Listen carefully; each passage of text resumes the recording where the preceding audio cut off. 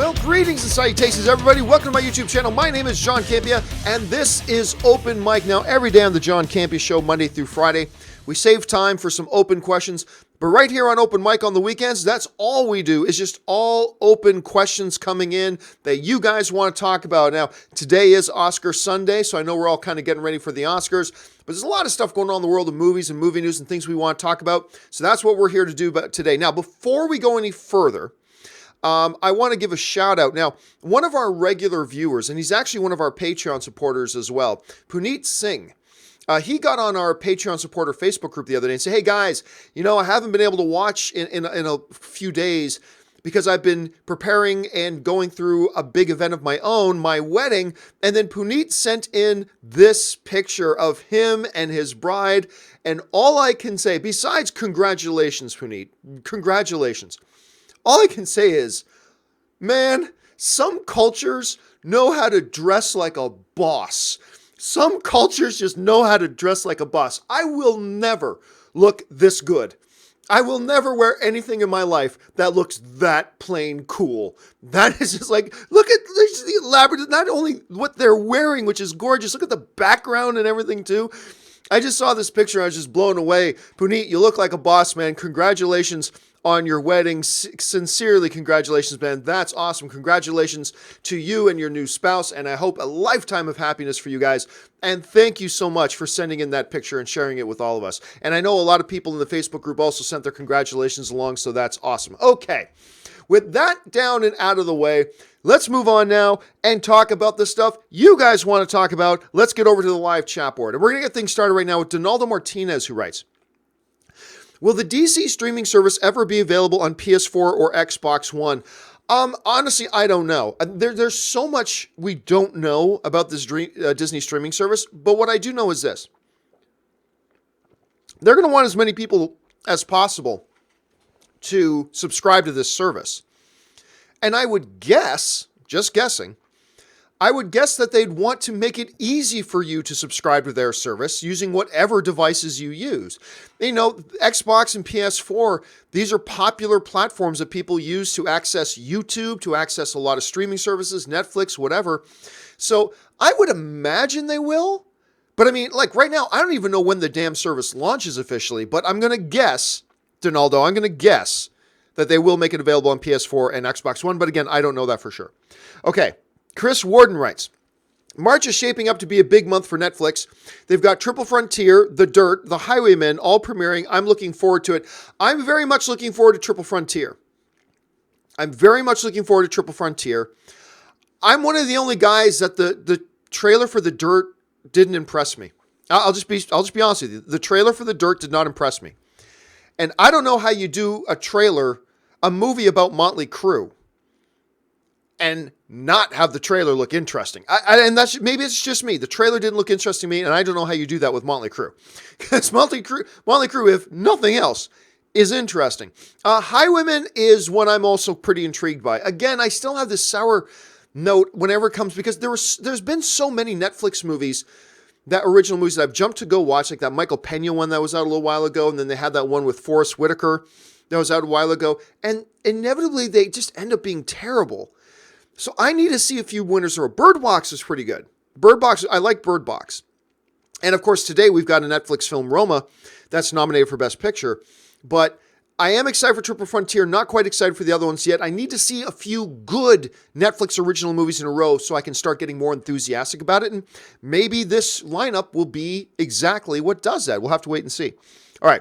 Logan James Kynaston writes, what is it about Russell Crowe that makes him your favorite actor? Is he your favorite actor working today, of all time, or both? Ooh, good question. I don't necessarily think Russell Crowe is the best actor of all time. That's Daniel Day-Lewis. I mean, that's easy. That's Daniel Day-Lewis. But Russell Crowe is my favorite. He has just shown the ability to bring a power and intensity, yet a softness and a vulnerability. He just has a Daniel Day-Lewis-esque ability to be whatever it is a director needs him to be. I mean, and really, that's what all actors should be able to do, theoretically speaking, but very few can do it the way Russell Crowe does. I mean, he can be in like a comedy called Mystery Alaska, which is great if you haven't seen it.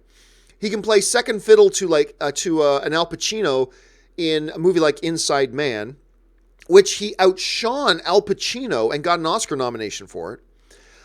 Then he can play, Maximus in Gladiator. Then he can play, he can do anything.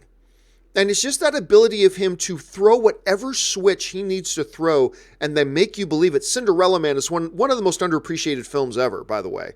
And he should have got a nomination for that role as well. But he's got an ability to portray strength and vulnerability all at the same time with this very unique intensity. That's just some of the reasons why Russell Crowe is my favorite actor. Is he my favorite actor of all time? I don't know that I'd say all time.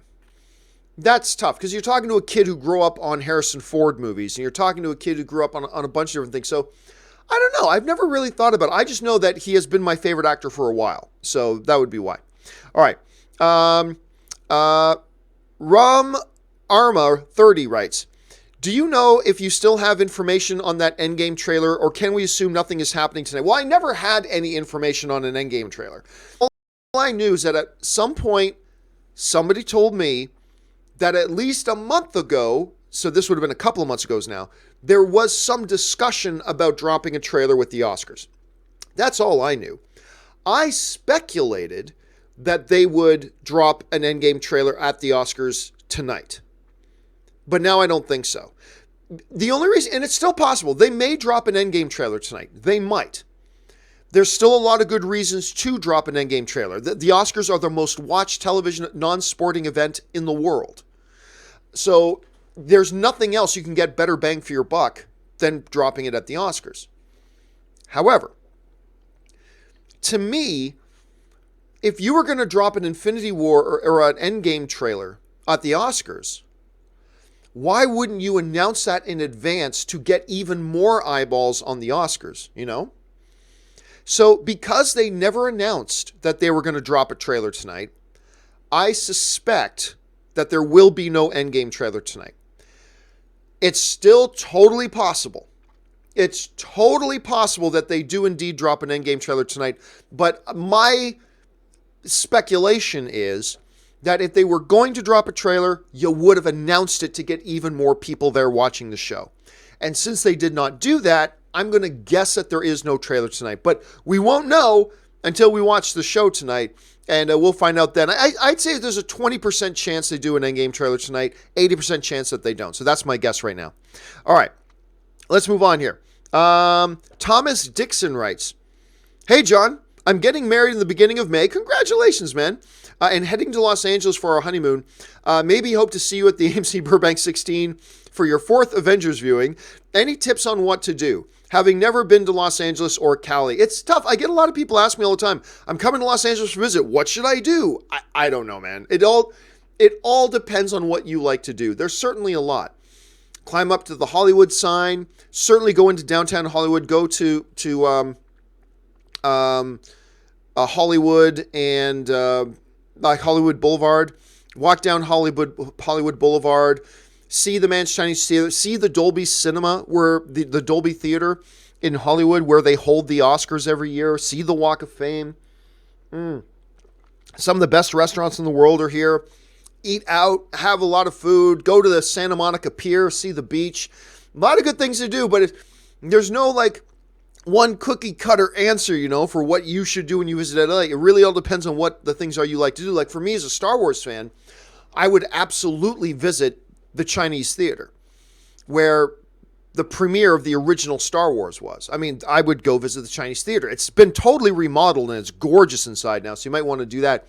So it really all depends. But more importantly, Thomas, congratulations on getting married here pretty soon. I hope you have a fantastic wedding and I hope you have a great honeymoon as well. Thanks for sharing that, man. Have a good time. All right. Murray Reich writes, what I meant to say on Friday's show is I've waited on the premiere line for over 20 minutes in Empire 25. That's in New York City. Because some people weren't members but took advantage and didn't get booted offline when it was their turn. Well, no, I know that's what you were saying, Murray. And like I said on Friday, for those of you who don't know what Murray's talking about, when you're an A-list member and a Stubbs member, there is at AMC theaters 2 separate concession lines. there's the general line, and then there's a line with gold rope for AMC stub members exclusively, right? In theory, and it's only in theory, that means you should be able to get your soda and all that kind of stuff faster than other people because you're a Stubbs member. It's a perk of being a member.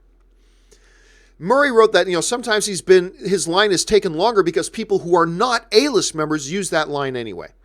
And what I said, Murray, at the time was, in my theater, when they don't check people in line, but when they go up to use it, they say, do you have your Stubbs card? Do you have your AMC membership thing? And they say no, and they say, well, you got to go get in the back of the line. If they don't do that, what I said on Friday is you should talk to the manager at your theater. You should just very politely just ask, hey, can I speak to a manager? And then talk to the manager and say, hey, I'm a very happy A-list member, but one of the benefits is getting in this line. And what I'm noticing quite often is that people who are not A-list members are using these lines, and it's increasing my wait time, and nobody is checking to see if they're actually members, and nobody's throwing them out of line. And they kind of should be. And just bring it up to the manager very politely, because managers at these movie theaters have to put up with a lot of crap. Believe me, they do.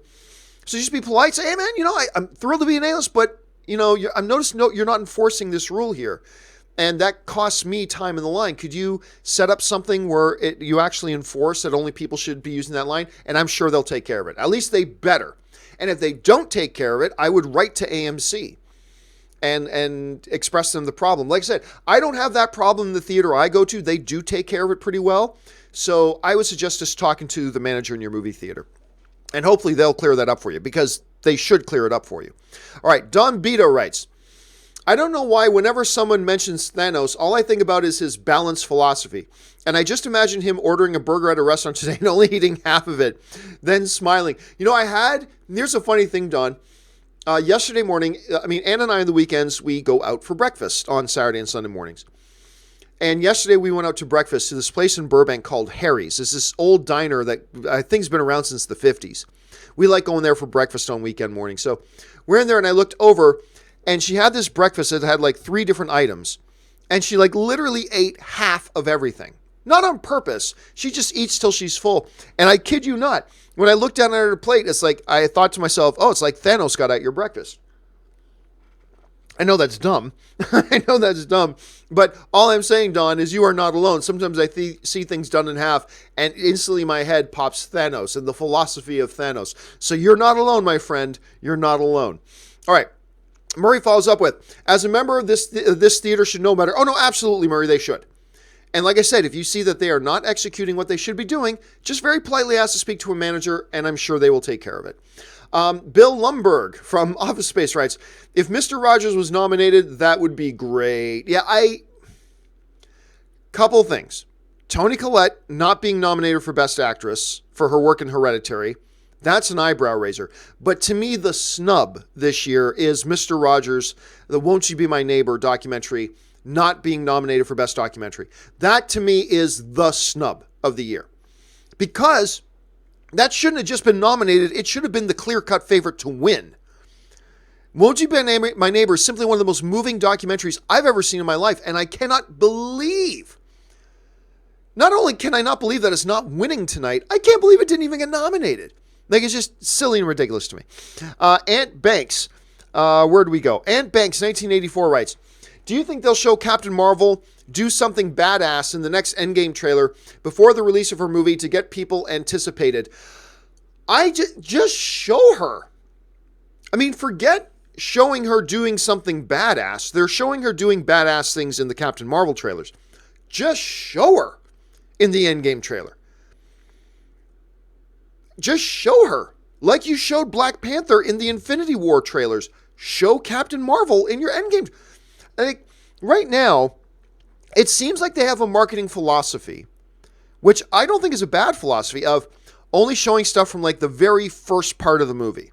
I get that, but at some point you got to expand beyond that, I think. So, yeah, Ant Banks, even take badass out of it. Will they show her in the trailer? I've got to believe that whatever their philosophy is for marketing Endgame right now, I've got to believe that they know their marketing strategy worked perfectly with Black Panther and showing Black Panther in the Infinity War trailer. I got to believe they're going to try to take advantage of that. At least they totally should. So I'm going to go out on a limb and guess that the next Endgame trailer will show Captain Marvel. Whether it's doing something badass or not, I don't know and I don't care. But I do think they'll at least show her because they've got to at some point, I think. Anyway, I could be wrong, but that's my guess. Synced Up writes, I finally sat down and watched Watchmen. I loved it. Yeah, I didn't. Watchmen seems to be one of those movies that everybody either loves or hates, and I'm kind of in the minority that I'm in the middle. Like, I thought it was okay, and there are things I like about it, and there are things I don't like about it, so that's fine. So most people either love or hate that movie. I'm kind of a little bit in the middle. Synced Up follows that up with, have you seen the Anthem Conviction trailer that was directed by Neil Blomkamp? I believe it's for a short film, but it could just be for the game. I haven't seen it. I've heard about it. I haven't seen it. Interesting side note. I just bought a new PC rig about a month ago. Some of you guys remember me talking about that. And with this rig, if I bought the NVIDIA 2070 video card, I was supposed to get a free copy of either Battlefield 5 or Anthem. So Anthem is now out. So I literally just this morning wrote to the company I bought the computer from saying, hey, I was supposed to get a free copy of Anthem, but I don't see how I redeem that. I want my copy of Anthem. How do I get it? So hopefully I'll be playing Anthem pretty soon. But no, I haven't seen the trailer, to be honest with you. Murray follows up with, thoughts on the Angry Birds 2 trailer? Looks dumb. I haven't seen it. I will be honest with you. I'm surprised they're even making it. I'm surprised this movie's even getting made. I don't know if it's the wisest idea. It's not like it blew up the box office, the first one, and it was. Now, don't get me wrong. Angry Birds wasn't terrible, but I really did their marketing department say, hey, we think there's a hunger out there right now for another Angry Birds movie? Because I certainly don't sense it. But, hey, maybe I'm wrong. But no, I haven't seen the trailer yet. I'll certainly be checking that out soon, though. Aussie Nerd writes, the only movie from the Oscars I care about but haven't seen as of yet is At Eternity's Gate. Also, fuck Green Book and its oversimplification of racism. I don't care what you say, Aussie, and that's great. You can have your own opinion about a movie, and your opinion is no less valid than mine. But my opinion is very, very different from yours. Green Book is a fucking awesome movie. It's an awesome movie. I love it. Absolutely love it. Absolutely deserves a Best Picture nomination. Since A Quiet Place isn't nominated, I would probably give Green Book the Best Picture win. Well, really, I'd give it to BlacKkKlansman. Is who I would, if I was awarding the Oscars tonight, out of all the nominees that have been nominated, I would be handing it to BlacKkKlansman tonight. If not BlacKkKlansman, then probably Green Book. If not Green Book, probably A Star Is Born. I still think the odds-on favorite is Roma. I think Roma's got all the momentum right now. I think it will probably end up winning. But you never know. Look, Green Book could sneak in there. BlacKkKlansman could sneak in there. Black Panther could sneak in there. I think Black Panther has a shot. Mathematically, it's highly unlikely, but it's got a shot. So I don't know for sure. I just kind of feel that Roma's going to win, but we'll find out for sure. I wouldn't put a lot of money on that. All right, let's see here. Aussie Nerd writes. Oh, no, that was Aussie Nerd. Sorry about that. Ryan Lohner writes, for years we complained about no comic book movies getting Best Picture nominations. Then it happens, and all we say is, but it's not the right one. This is why everyone hates us. Nah, it's not that big of a deal, Ryan. I mean, look, I said for a long time, like, do I think Black Panther should have been nominated for an Oscar? No, I don't. At least not for Best Picture. Because, as you said, it's not even the best comic book movie of the year. It's not even the second best comic book movie of the year. It is maybe the third best comic book movie of the year.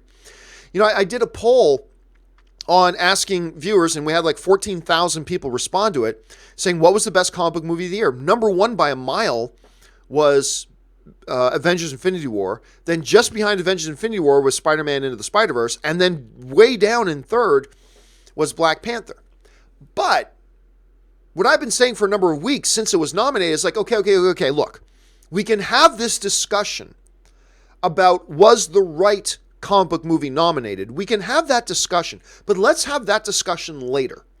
let's just, for now, between now and the Oscars, I would say, let's just be happy and celebrate and cheer for the fact that a comic book movie is nominated for Best Picture. I mean, I get it. There's an argument to be had that it's not even the right comic book movie that got nominated. Granted, fine. But let's at least until the Oscars just be happy that a comic book movie got nominated. And let's, root for Black Panther to have a strong showing and let's just that. And then after the Oscars are done, then let's have that debate. Then let's have that argument. And you won't get any argument from me. I also believe the wrong comic book movie got nominated. Fine.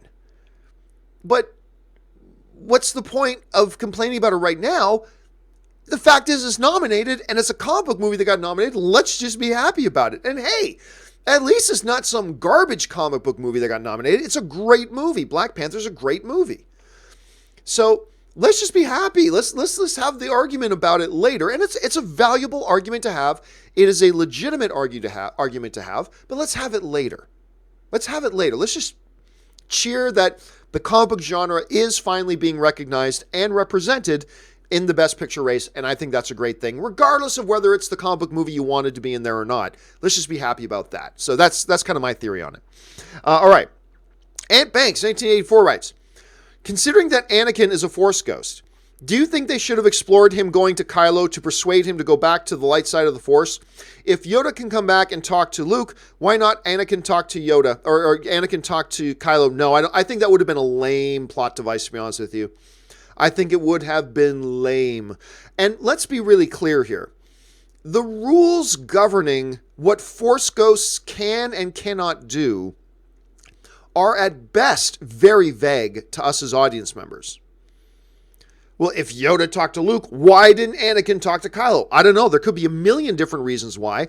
But let's be clear. The rules governing Force ghosts in Star Wars have hardly ever been explained to anybody in Star Wars, let alone to us, the audience, right? It's never been explained. I don't think Lucasfilm really has a clear, total concept of what the rules governing Force ghosts and what that implies even means. But no, I think that would have been a real lazy thing to do. Just have Anakin's ghost pop up. And by the way, if we're going to ask, why didn't Anakin's Force ghost appear to Kylo the way Yoda's appeared to Luke? Well, then an even better question would be, why didn't Yoda's Force ghost appear to Luke 15 years ago? Why didn't Yoda appear to Luke when Luke first decided to pull out of the galactic scene and just hide himself away? Why didn't Yoda appear to him then? Why not then? I mean, why not come and have coffee and tea and crumpets with Luke every day? Why didn't Yoda come down and play chess with him every day? Like, why didn't he do that? So we can get these questions. Why didn't a Force ghost do this? Why didn't a Force ghost do that? Why didn't a Force... I mean, we could get into that, but look, for now, we don't know how Force ghosts work, what governs them, what they can and cannot do, and without having an understanding of any of that stuff, we're not in any position to answer a question like, well, why didn't Anakin come back? You know what I'm saying, man? We're just not in a position to answer that, so I have no idea. But again, if we're going to start asking about why don't Force ghosts do this and that, my first question wouldn't even be about Anakin. It would be, well, why did Yoda wait this long to talk to Luke? Why that? We just don't have the answers to that right now. But I know that myself, to me, that would have been a pretty lazy plot device, in my own opinion, to do that. And it would have felt cheesy and kind of dumb. But, I mean, I'm sure at some point, whether it's in a book or in a movie, what governs Force ghosts might become a little bit more clear to us, but right now we just don't know what it is, so it's kind of hard to answer that. Okay. Ryan Lohner writes, my Freddie Mercury line yesterday was a walk hard joke. Oh, okay. I don't remember the line, and I don't remember the line from Walk Hard either. I like Walk Hard. Anyway, KW Garrett writes, is streaming universe sustainable? Planned/existing. DC Universe, Hulu, Amazon, Netflix, Disney Plus, CBS, YouTube Red, Apple TV, Warner Brothers Streaming, ESPN Plus, and HBO. And there's more. You left out Crackle. You left out, there's a few other ones too. Do I think it's sustainable as in, can it just keep being this prolific and having an explosion of everybody's got a streaming service you have to pay $5 to $10 a month for. No. We are in the infancy right now. I know it feels like Netflix has been around for a long time, but really, we are in the infancy of the streaming service era, of the post-cable era. We are just in the baby steps infancy of the post-cable era, because a lot of people still use cable, right?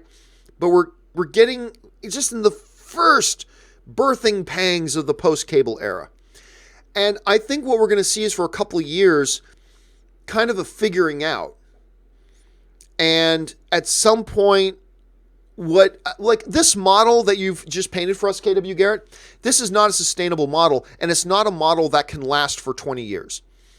So what's going to happen is we're going to be in the infancy of this post-cable era. A bunch of things are going to be tried. A bunch of players are going to get in the game. And then as a couple of years pass, we're going to start to see it really start to take shape as to what it will look like for the next 10 years. As it is right now, no.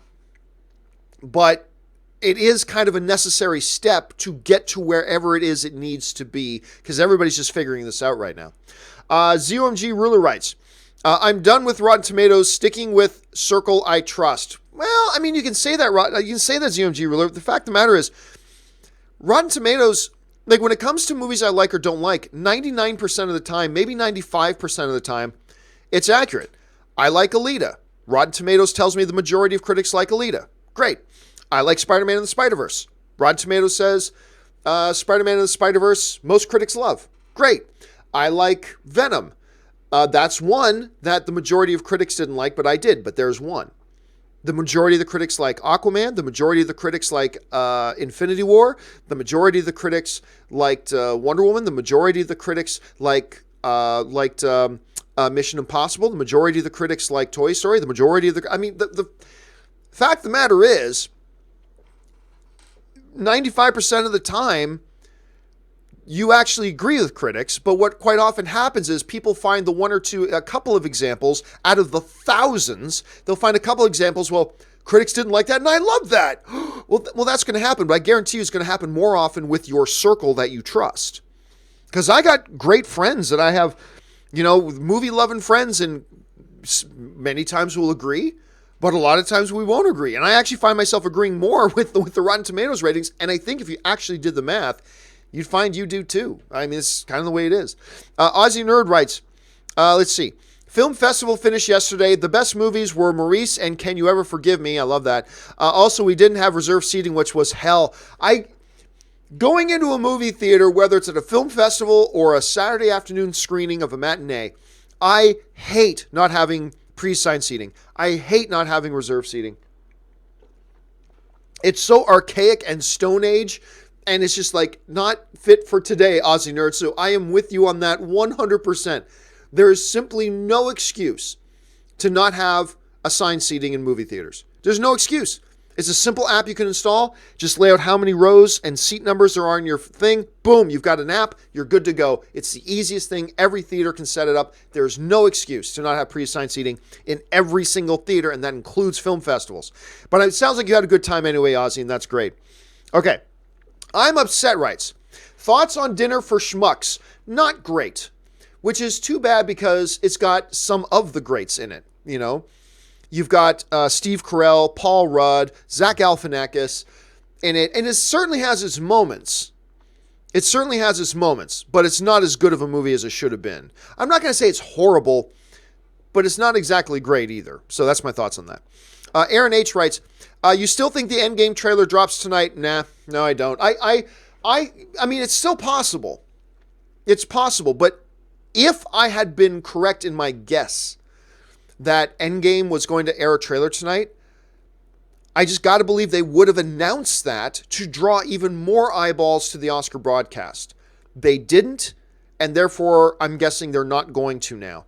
Now, they still might, but at this point I would guess no. But that's my guess. We'll have to wait and see. Senpaigar writes, if the Resistance didn't know they could be tracked through light speed and knew what they were going to create, why didn't they just jump all the way? I don't think they knew they were... I'd have to go back and watch it again, but I don't think they knew they were going to crate the whole time. I think that's something that evolved as their circumstances evolved. Now I have to go back and watch it again to know that for sure, but I think that was a part of the plan that evolved out of their current circumstances. So I'll check that. Senpaigar then follows up, and does the Holdo maneuver make space battles irrelevant? I mean, if you can just aim an X-Wing with a droid at a ship, why wouldn't you do that? Well, because I don't think an X-Wing would do the damage that a Capital class ship would do. In Star Wars, there's different levels. There's Starfighter scale, there's Capital class ship. That's a Star Destroyer, a Mon Cal cruiser, things like that. It would be like having, think of it this way, having a house and driving a semi-truck through the house versus having a house and throwing a Hot Wheels car that's this big at the house. It just doesn't have the same effect. And I got to believe that photon torpedoes, or whatever their missiles are called, would be a lot cheaper and probably do more damage than that. So no, I don't think that was ever implied. I don't think it's ever implied. It's about scale. Having one Capital class ship fly through another Capital class ship will do a hell of a lot more damage and destroy it than a starfighter. A starfighter going at a Capital class ship would be like that. It would be like throwing a Tonka toy at a brick house. Maybe it'll cause a hole in the wall, but it won't destroy the house. You drive a real semi-truck through the house, that'll destroy the house. At least that's the way I interpreted it as I was watching it. All right. Zeke Said So writes, "Hey, John, I wanted to know, what is your absolute favorite Hitchcock film? Mine is Psycho. It's an obvious choice, but it's some of the best filmmaking storytelling I've seen in any movie. Hitchcock has done a lot of great stuff." And it's funny, Zeke Said So, I've been asked this question at least 5 times in the past 6 months or so. What was my favorite Hitchcock film? And I will tell you what I tell everybody else. My answer will change day to day. Quite often, the answer is North by Northwest. Quite often, that's it. But depending on the day it gets me, I might say Vertigo. I might say The Birds. I might say Psycho. I might say, today, and I think at least half the time I say North by Northwest. So for now, I'm going to stick by North by Northwest. And by the way, you saying Psycho is an obvious choice. What's wrong with that? 99% of the time, the obvious choice is the obvious choice for a reason. You ask a hockey fan, well, who do you think is the greatest hockey player? Well, I'm going to say the obvious choice, but it's Wayne Gretzky. Well, yeah, but Wayne Gretzky is the obvious choice for a reason. Never apologize. Like if something you think is the best of a particular category, don't apologize that you think that one's the best or that one's your favorite just because other people agree with you. You know what I mean? Don't apologize with that. Nothing wrong with that. And Psycho is freaking brilliant. Psycho is brilliant. The tension, the buildup of that movie is fabulous. So it's definitely not a wrong answer. And don't you feel bad for a second, Zeke, about picking something that you think is the obvious one, because it's obvious for a reason. All right. Richard Karate writes, with CM Punk being unsuccessful in the UFC after 2 losses in a row, do you think he will follow fellow wrestlers, The Rock, Batista, and Cena into the movies? I don't think he's got any acting talent. I don't think CM Punk has any acting talent. So, and I think the jury is still out as to whether John Cena has any acting talent as well. I think the jury's out on that. I'm not so sure. So I'm going to guess no. What I think he's going to do is, I don't know all the details, but everybody's telling me a big rich investor has just created a brand new wrestling federation, and a lot of high profile guys like Chris Jericho and a few others have been signing up with it. My guess is CM Punk goes back to wrestling, and he goes back to wrestling in this brand new federation that's throwing around a lot of money right now. So that would be my guess. But movies, I don't have any inclination that CM Punk can even remotely wrestle. Not to mention he's been out of the public eye for a while. So it's one thing to be one of the hottest wrestlers in the world, and then instantly try to transition into movies. He's been out of wrestling for a while. So I think his next move is to get back into wrestling, just not the WWE. Richard follows it up with, best Dennis Quaid movie. Ooh. I don't know. See, what I'm tempted to say is Inner Space. I'm tempted to say Inner Space. The Rookie is a big one. I want to make sure I'm not maybe his best performance was Great Balls of Fire. Frequency was really good. I just want to make sure I'm not missing out on any. Oh, my favorite is actually going all the way back. Now, I saw this as a kid, but then I watched it again about 3 years ago. I love Enemy Mine. Enemy Mine. It's a movie from the mid-'80s. And it's about, and I believe the guy who plays the alien is Lou Gossett Jr., Academy Award winner Lou Gossett Jr. So anyway, it's in the future. Humanity's been at war with this alien race. And this one human, played by Dennis Quaid, and this one alien, played by Lou Gossett Jr., both crash on this one planet. And there's nothing there. It's an uninhabited planet. And at first, they're trying to kill each other. And then they kind of stop, and then they realize if either of them are going to survive, they got to try to work together to try to survive.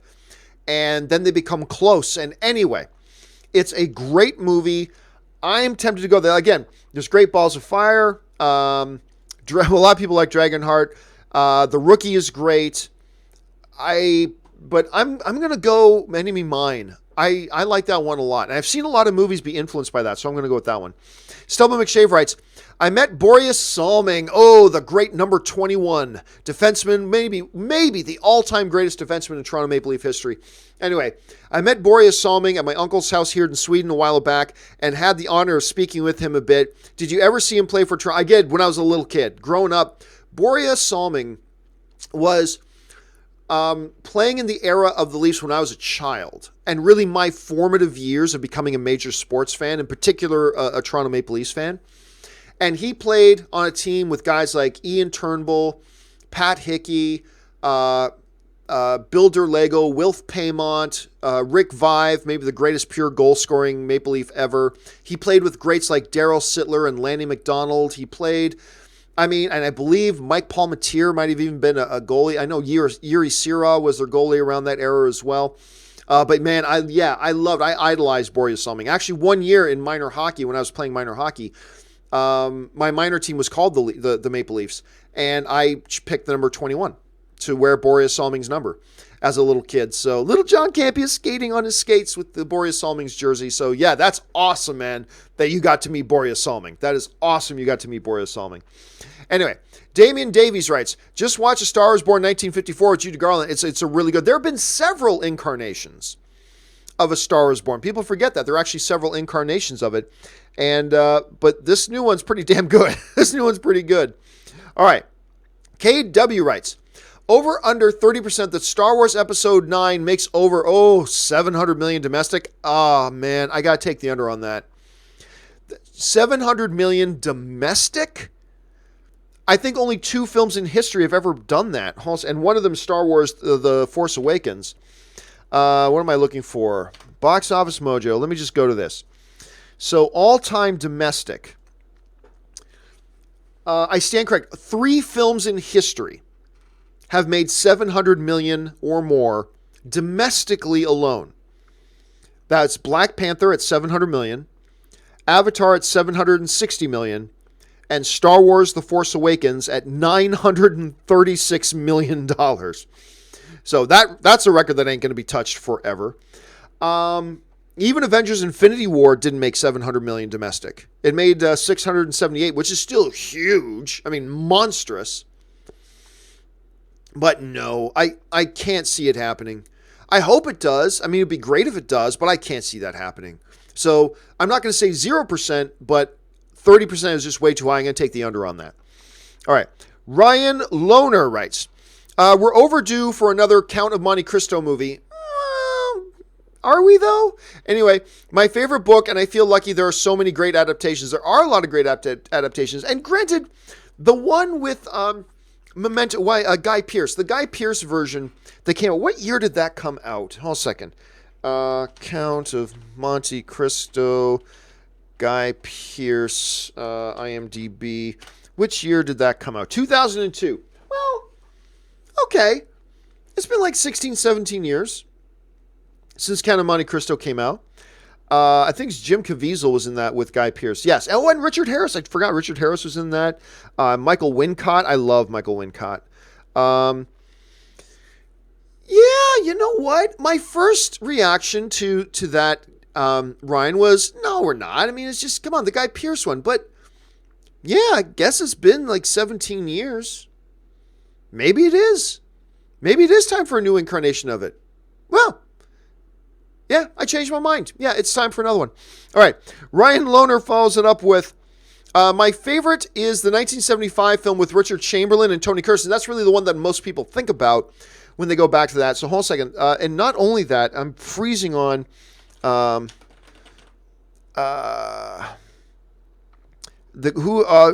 freezing on who else was in that.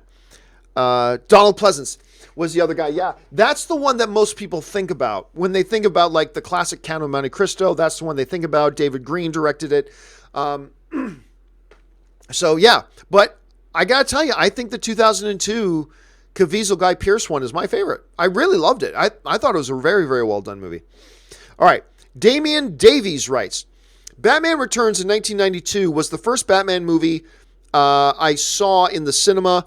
Was age-restricted, 12 certification in, and it was only 9. Michelle Pfeiffer's Catwoman, oh my God. I'll tell you what, man. For a generation of young men growing up, Batman Returns' Michelle Pfeiffer's Catwoman was an oh my God moment for a generation of young men. An entire generation of young men. To this day, I think, to me, different people will have different opinions on this, and that's fine. To me, Michelle Pfeiffer is the gold standard. She is the definitive Catwoman to me. Anne Hathaway was awesome as Catwoman in The Dark Knight Rises. Of course, a lot of the classic television Catwomen. But yeah, when I think Catwoman, my mind instantly goes to Michelle Pfeiffer. And probably always will, man. Probably always will. And it's cool that that's because one of my first movie-going experience on my own, like without parents or anything like that, was the first Batman movie. And yours was like the second one, so that's cool. KW writes, where did he go? There he is. MGM is developing a superhero movie, Samaritan, that may star Stallone. Seems like it could work if they take it over the top and make it fun. Well, I mean, I read something about that. Anything can work. Anything can work.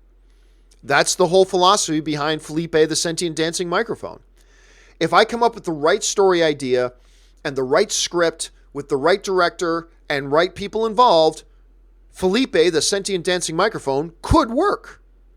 Could work. You want to make a movie about children's plastic building blocks called Legos? What? But you come up with the right story idea, the right outline, the right screenplay with the right director and the right direction and all that kind of stuff put in place, it can work. And it did.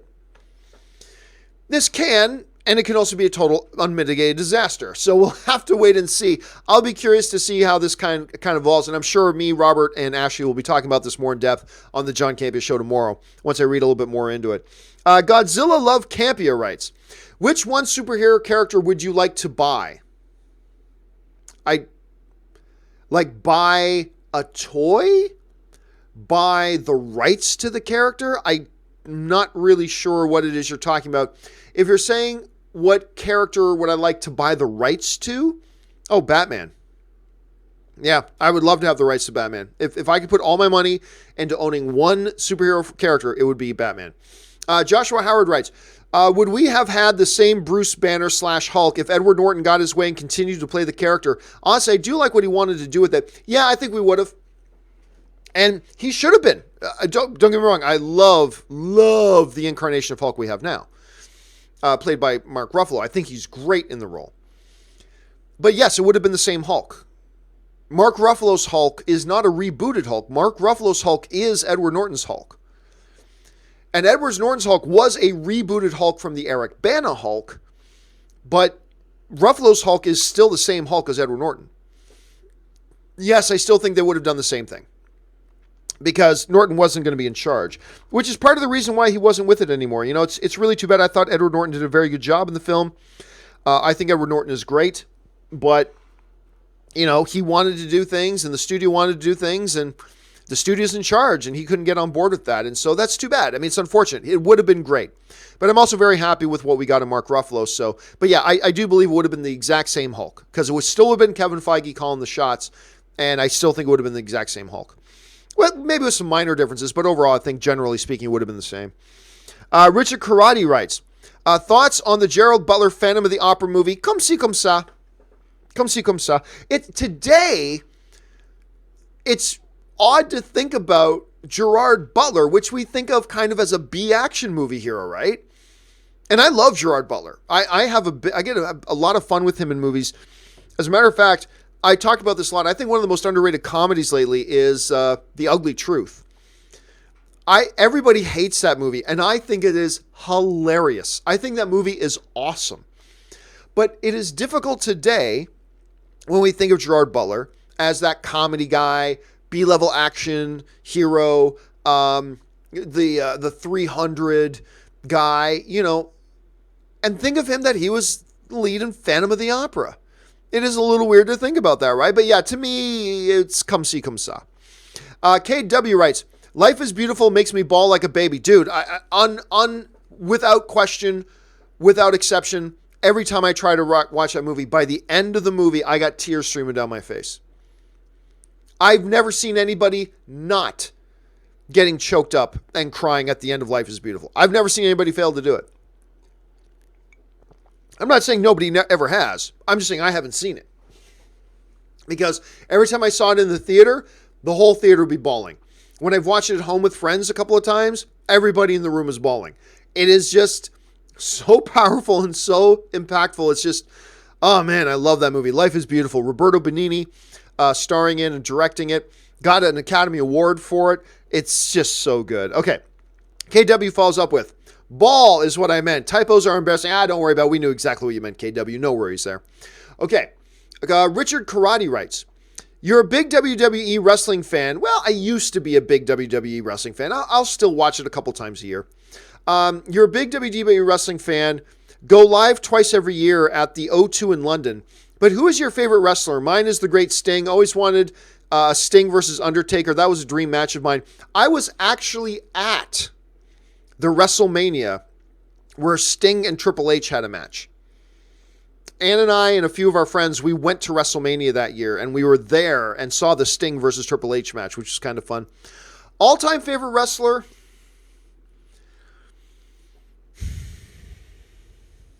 I've loved Triple H a long time. Ever since he was just Hunter Hearst Helmsley.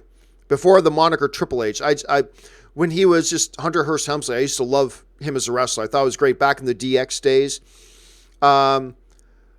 If I had to go all-time favorite, I'd probably go Tito Santana.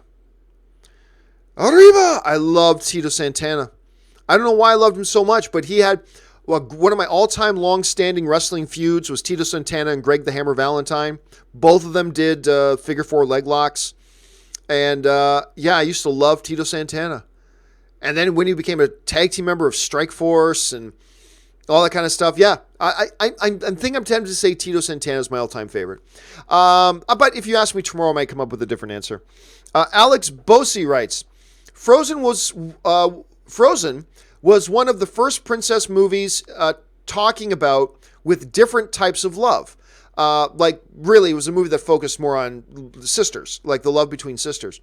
Could we see Walt Disney pushing far as giving a woman love to Elsa? Or am I just too liberal? Hashtag Canada Rock. Hashtag Go Hans Go. They could, but let's put it this way. I have no problem, no issue if they want to give Elsa, the one with the superpowers, if they want to give Elsa a female love interest. I have no problem with that. That's fine. However, the only reason I suspect they won't is because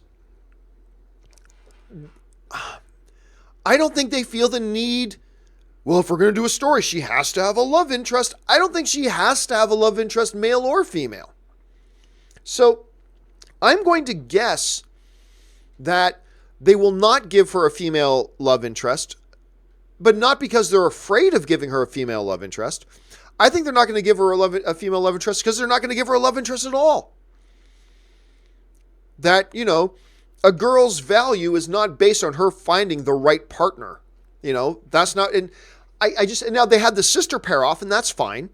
Nothing wrong with that. But I don't see them doing that. I think they're keeping her single. I have nothing to base that on. I have no insider information on that whatsoever. I'm just guessing. But my guess is they keep her single. But who knows? Maybe we'll see the next trailer and they'll show her falling in love with a guy or a girl or whatever, and that'll blow that theory out of the water. But for now, until I see that, I'm gonna take the guess that they're gonna keep her single one way or the other. Good question though, Alex. All right, Joshua Howard writes, Mr. Freed puns and Kiss from a Rose by Seal is proof that great things can come from bad movies, even though I kind of like Batman Forever better. Dude, I love Kiss from a Rose by Seal. I love it. And it's one of those songs. Look, there's a lot of songs from different movies that just because you hear the song, you don't automatically think of the movie. But Kiss from a Rose is a song that I instantly think of that Batman movie. As soon as I start hearing da da da da da da da da da da da, as soon as I hear that, I instantly see all the imagery of Batman in my head. Much like the Bryan Adams song, Everything I Do It For You, I instantly think of Robin Hood imagery. As soon as I start hearing da da da da da da, my head is filled with imagery from the Kevin Costner Robin Hood. Whenever I hear, even though it wasn't made for the movie, whenever I hear Don't Want to Miss a Thing, I just think of Armageddon. Oh, and Leaving on a Jet Plane. Whenever I hear the song, any rendition of Leaving on a Jet Plane, I think of that. So, yep, man, good things can come out of bad movies. Good things can come out of bad movies. All right, Courtney Haynes writes, sorry, guys, big jump. Give me a second. Okay, where are we at here? Here we go.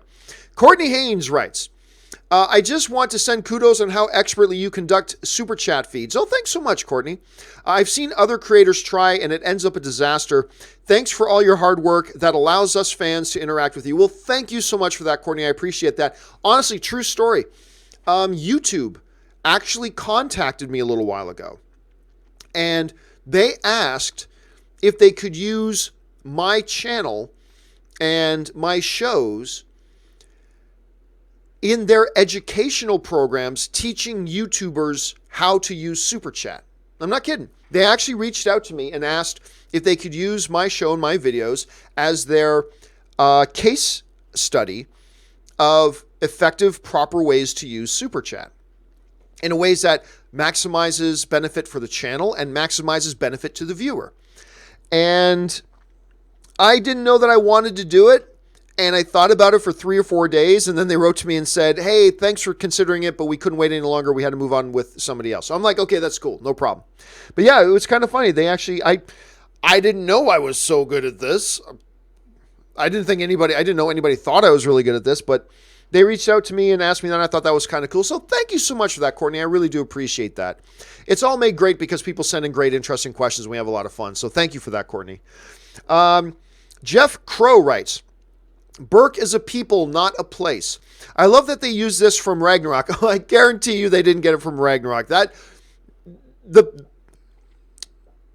a line that's been used in a lot of TV shows and a lot of different movies. So they didn't get it from Ragnarok. Let's be clear on that.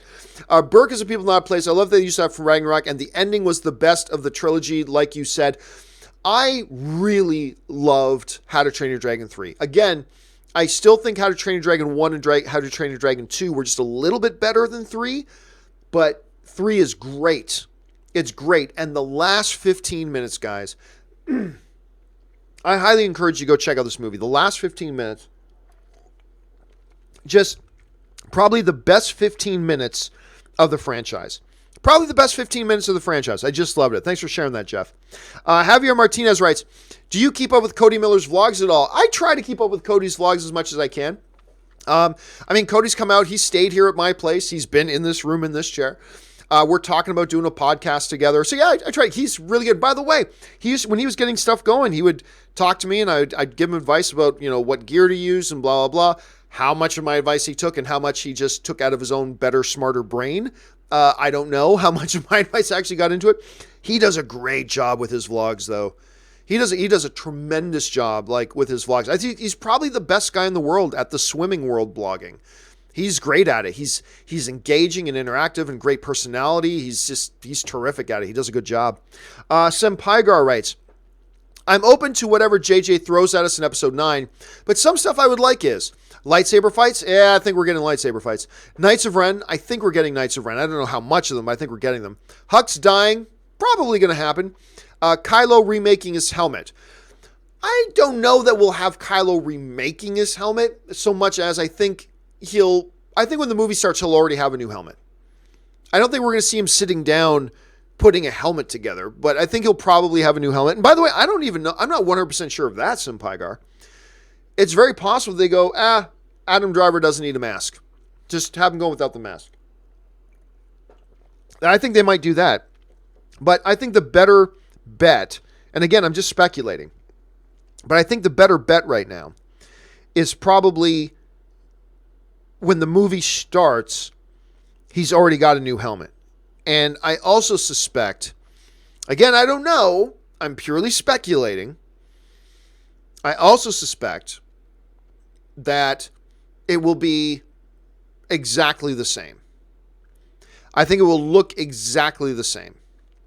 Again, no insider information there, guys. Just as a fan sitting here 2,000 miles away taking a wild guess. But that's what I think we're going to end up with. Let's see if that's actually the way it turns out. Okay. Let's see here. Richard Karate writes, thoughts on Bellator MMA? Do you watch it like you watch UFC? No. I think it has potential to get good. I think Bellator has the potential to get good, but as long as they keep making headline events with guys who are still fighting that should have retired 7 years ago, like, I'm sorry, they just had a, look, the Iceman is an all-time great, okay? But having Iceman versus, the California bad guy or whatever his nickname is at this point, these are guys who were UFC legends 10 years ago. And then when they had like the Ken Shamrock fight, I think they had Ken Shamrock, and I can't remember who, it might have been Kimbo Slice before he died. There's their big headline, and then they've got, as long as they're still doing that, it just makes them look sad and pathetic.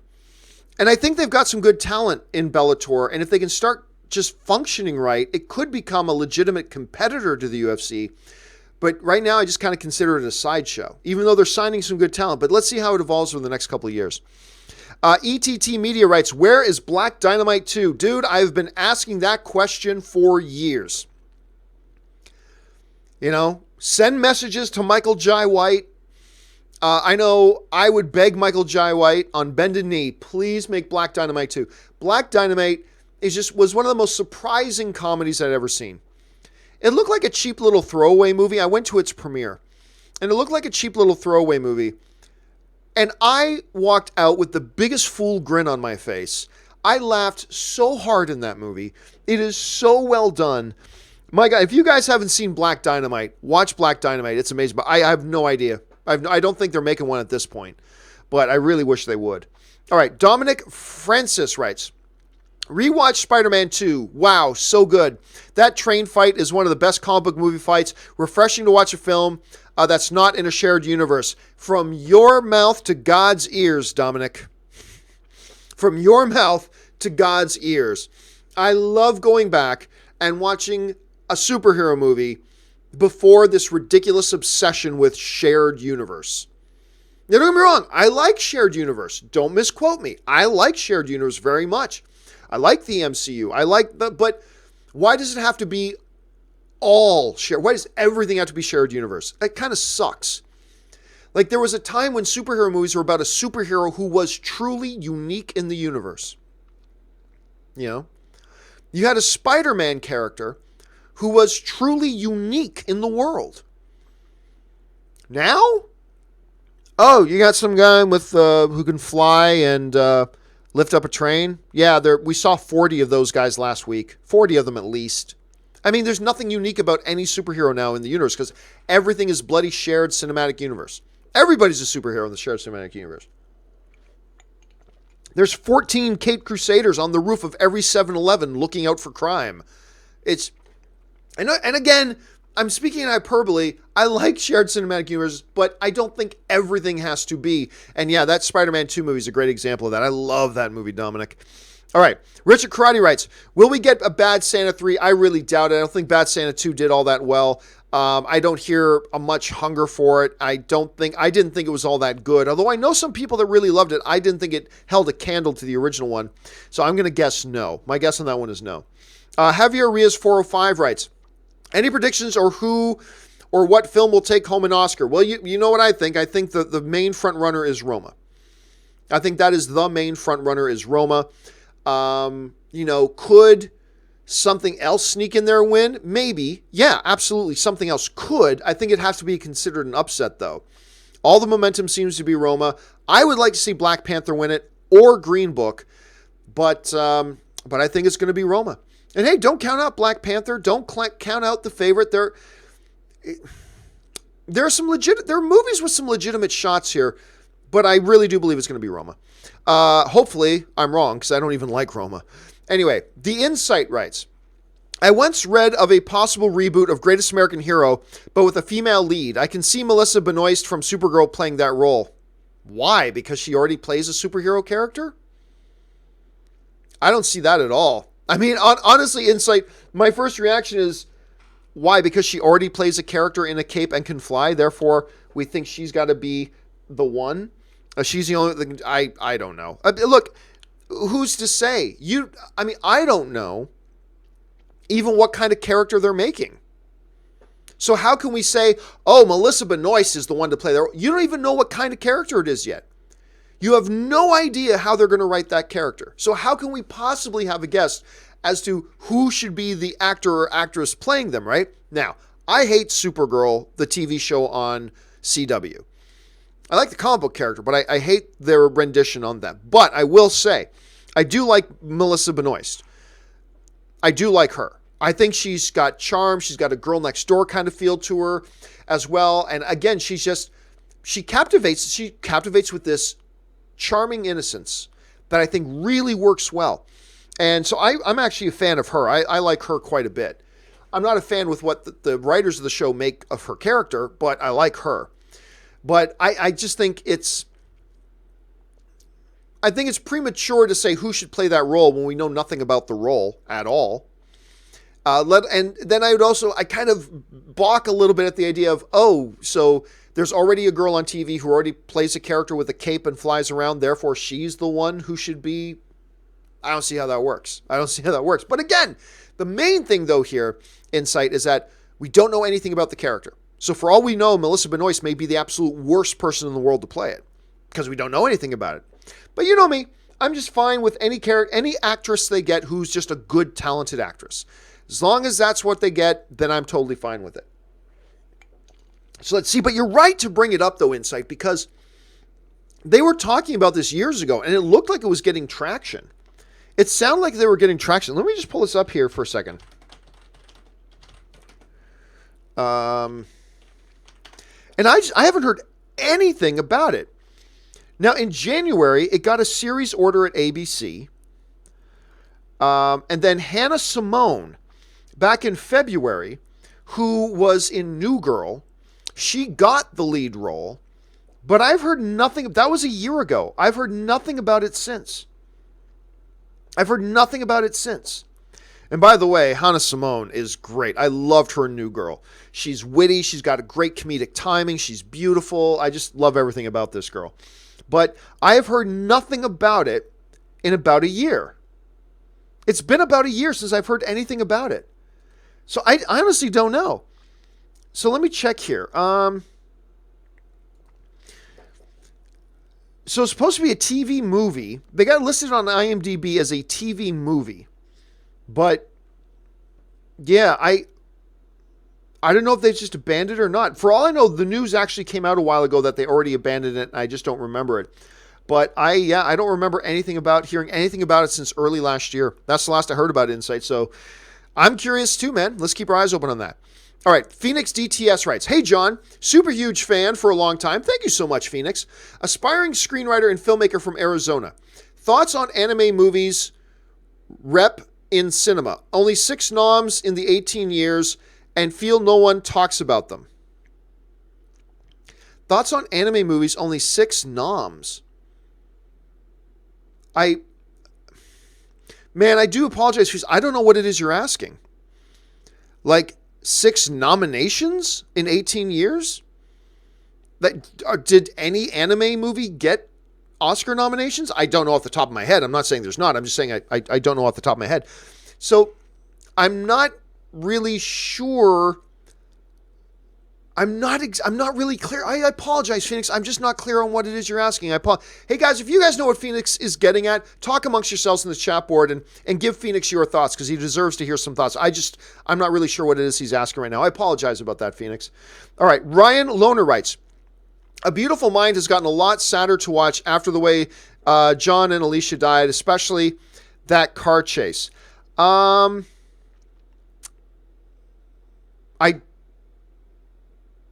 I don't know how John and Alicia died, so I can't comment on that, right? All I know is I love that movie. That movie's brilliant, but I know nothing off the top of my head about how those people died, so I can't address that, really.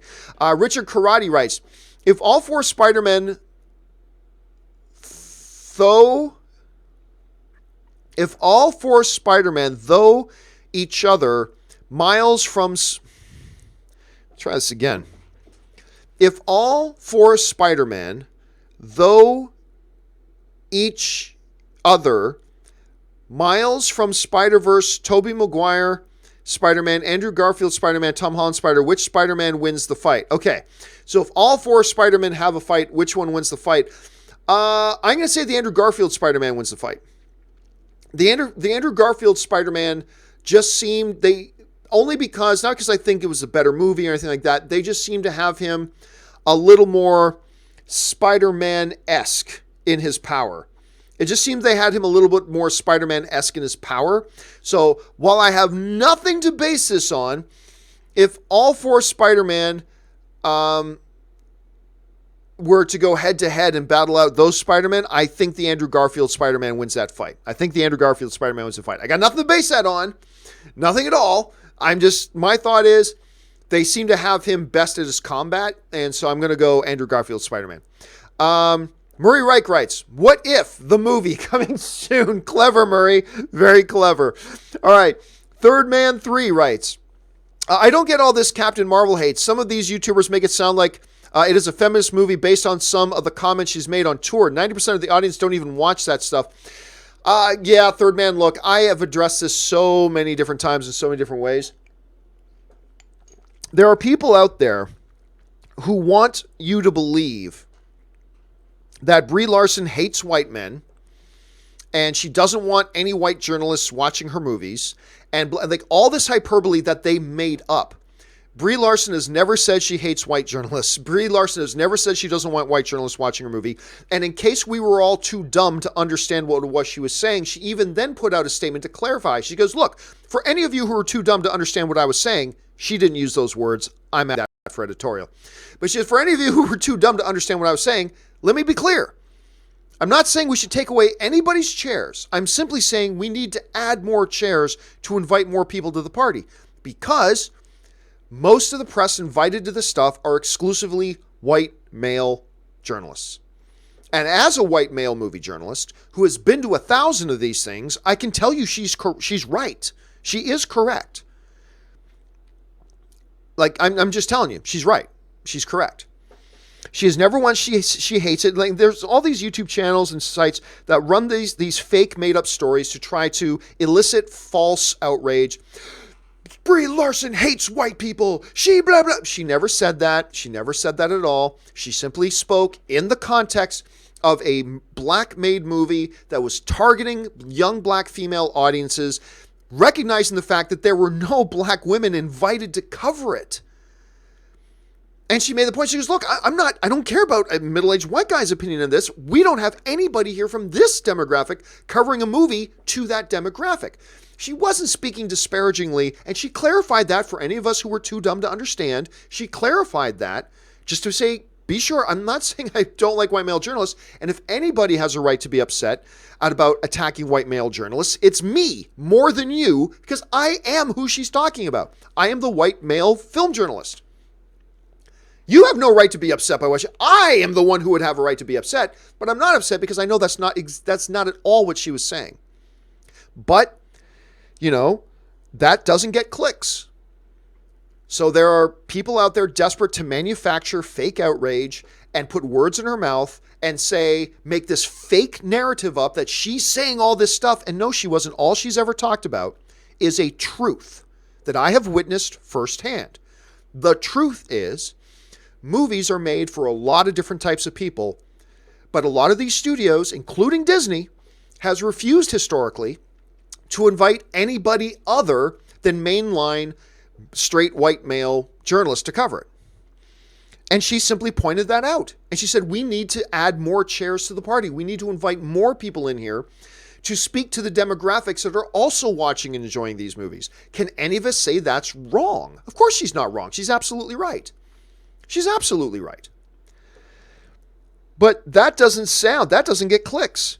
So what you do is you get these YouTube channels who make up these headlines and make up words that Brie Larson never said, all for the sake of getting hate clicks. There's a big movement right now on YouTube and on the web to get hate clicks, because hate clicks are easy to get. They're easy to get. And so they run these things. Brie Larson hates white men. Brie Larson thinks white journalists shouldn't be allowed to cover this. Brie Larson thinks that. It's like, that's funny. She's never said any of that. You took one comment she said once out of context, and you've built this entire worldview around it and sell it to people that you just hope are too dumb to look into it for themselves. And, it's unfortunate, but I get it. Hate clicks or hate videos, hate stuff gets clicks. And if you got to make up stuff to get them, some people think that's okay. If you got to make shit up and put words in people's mouths that they never said and then completely misrepresent what their meaning was in saying that to get people mad and to share in their outrage and to get hate clicks, then that's what you do. That just seems to be the way of things. And some people can sleep at night doing that. And that's cool. I don't mind getting upset at people. And I don't mind getting mad at people. Like you want to do something really stupid or say something really stupid like that. Like if she were coming out and saying, all white male journalists, your days are done. I don't want white male journalists. If she had said that, I'm right there with you. Then I am totally, because she's talking about me, I am right there with you. But she didn't say that. And that's not what she meant. And in case we were too dumb to know what she meant, she came out several times to clarify exactly what she meant. But you'll never hear them talk about that. They just make shit up and get people to click. So, there it is. Ant Banks, 1984 writes, do you think it would be a good idea for movie theaters to install headphones/earbuds to compensate for people talking through movies? No, because I think that just encourages people to talk in movies. They spend tens and hundreds of thousands of dollars to put these world-class cutting-edge sound systems in these theaters, and we want to put in earbuds? And by the way, putting in earbuds just encourages, it just says to everybody, oh, it's cool to talk because everybody's wearing earbuds. Excuse me, could you keep it down? Pfft, don't tell me to stop talking. Put your headphones on if you don't want to hear me talking. Like, I just think it encourages the wrong behavior. Now, I remember once, an idea was floated. It might have been Kevin Smith who floated this idea. I can't remember exactly. Somebody once floated the idea that you can have headphones in theaters if you also want to listen to a director's commentary through the film. I don't know if I love or hate that idea, but I at least got to say that's intriguing. Because, I saw Infinity War a number of times in theaters. I got to admit, maybe on my fourth or fifth time going, I might have paid an extra buck to be able to put on headphones to hear a director's commentary while watching the movie. That might have been interesting. But maybe then that just encourages the same bad behavior I was talking about before. So I don't know. But yeah, just the idea of just installing headphones, I think that just encourages bad behavior instead of getting rid of it. You know what I'm saying? That's just my thought. Maybe I'm dead wrong on that. Richard Karate writes, your teenage crush, mine was Alicia Silverstone as Batgirl. Oh, my longest time crush was Courtney Cox. Courtney Cox, going all the way back to Ace Ventura, Pet Detective, and Masters of the Universe. Courtney Cox was mine for the long. To this day, Courtney Cox is a bit of a crush of mine. So there you go. Ben Hardy writes, Where are we at? Bennett Hardy, I should say, writes, should I see Endgame at Chinese or the El Capitan Theater? Oh, Chinese. Chinese, look. The El Capitan Theater in Los Angeles, right in downtown. By the way, the El Capitan, the Dolby Theater where the Oscars are held, and the Chinese are all right beside each other. They're all right there. They're all right beside each other. There is a very historic, grand thing about the El Capitan Theater, which is owned by Disney. Disney owns the El Capitan. So they do a lot of their premieres there. But I'll tell you this. I have never been in a theater with more uncomfortable seating. Straight up. I have never been in a theater where the seating is more uncomfortable than the El Capitan Theater. So if you're asking me if you should go see a movie at the Chinese or the El Capitan, dude, go to the Chinese every day of the week, twice on Sunday. Absolutely, because the El Capitan, good picture, good sound, but you're just miserable 45 minutes into it because your back is sore and your knees are pulled all the way up into your chest because you got absolutely no leg room between you and the chairs in front of you. It's just an awkward, uncomfortable place to go see a movie. It is. Now, I go, but if you've got a choice between the El Capitan and the Chinese, go to the Chinese. Third Man 3 writes, Pablo Hidalgo gets so much hate from these toxic YouTube channels. I know he is in the story group, but how high up is he? He's not a studio exec. No, I'd say this about Pablo Hidalgo. And remember, I am not somebody who works at Lucasfilm. I know the guy, I'm personally friends with the guy who hired Pablo Hidalgo. So I'll say this. I think, and I could be wrong, but the way I from everything I've gathered, Pablo Hidalgo isn't the guy with the most power over at Lucasfilm, but he has a lot of influence. Sometimes power and influence are synonymous, but not always. And for those of you who work in any kind of corporate structure, you know exactly what I mean. I don't think Pablo Hidalgo has a lot of power, but I do believe Pablo Hidalgo has a lot of influence. And it's important to make a distinction between the two. So, I don't know. I think Pablo Hidalgo, look, I've followed him. I think he's a creative guy. I think he's a to-the-bone, lifelong, hardcore Star Wars fan. He loves Star Wars more than any of us. He's just a great guy. Do I agree with everything he says? No, absolutely I don't. And that's okay. But yeah, I think he's somebody with a hell of a lot of influence at Lucasfilm, even if he doesn't have a hell of a lot of power. So, and again, I could be wrong, but that's just kind of the way I've read the situation. Let's see. Santez Henderson writes, I was just told by my wife she hates the movie-going experience. I feel betrayed. She'd rather binge TV content, and I'm not one for that. I'm lost. Well, Santez, I have no advice for you. I happen to be somebody who likes both. I prefer the movie-going experience to binging on TV, but I do enjoy a good binge on TV as well. I just binged The Umbrella Academy, as a matter of fact. Watched the whole thing in 2 days. That was fun. I enjoyed that a great deal. So, yeah, sorry, man. I got nothing for you, Santez. I got nothing. I don't know how to help you on this one whatsoever. Okay, guys, I'm going to take 2 more questions, and then I'm going to take a brief 5-minute break while I go refill my drink. We've been going for almost an hour and 20 minutes now, and I need to top up my drink, give my throat just a 2-minute rest or something like that. So we'll get through 2 more, and then we're going to take a short break, and we'll come right back. Anyway, Twygriff writes, I worked on a nominated short, excited for the Oscars. That's exciting. I don't care what you did on this short. I don't care if you were an assistant director. I don't care if you just delivered lunch. To be involved with a movie that you had, however big or small, some form of contribution that you made to it, then be nominated at the Academy Awards, that's freaking special. That's special. I would treasure that, man. That's awesome. I can't even believe how excited that would be.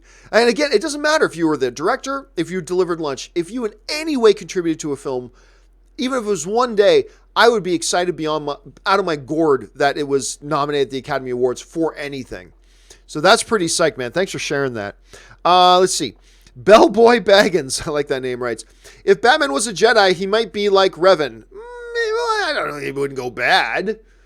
He wouldn't go evil. I just think he would be kind of a fringe Jedi. This was a question that came up yesterday. It's like, if somebody asked if Batman were in the Star Wars universe, would he be Sith? Would he be Jedi? Would he be something else? I said, oh, clearly he would be Jedi. Clearly he would be Jedi. He is on the side of right and good. But he would be kind of one of these on the fringes Jedi. He'd be a little bit Qui-Gon Jinn. You know, Qui-Gon Jinn was seen as a little bit of a rogue. Because like, even Obi-Wan said, look, if you had just followed the rules, Master, you'd be on the Jedi Council. And Qui-Gon's like, whatever, I must do what I think is right. I will do what I think I must. And that's kind of Batman's attitude. So yeah, I think he would be, I think Batman would be a Jedi. All right, guys. I'm going to take a short, 3-minute break. Give me 3 minutes to, like I said, just top up my drink.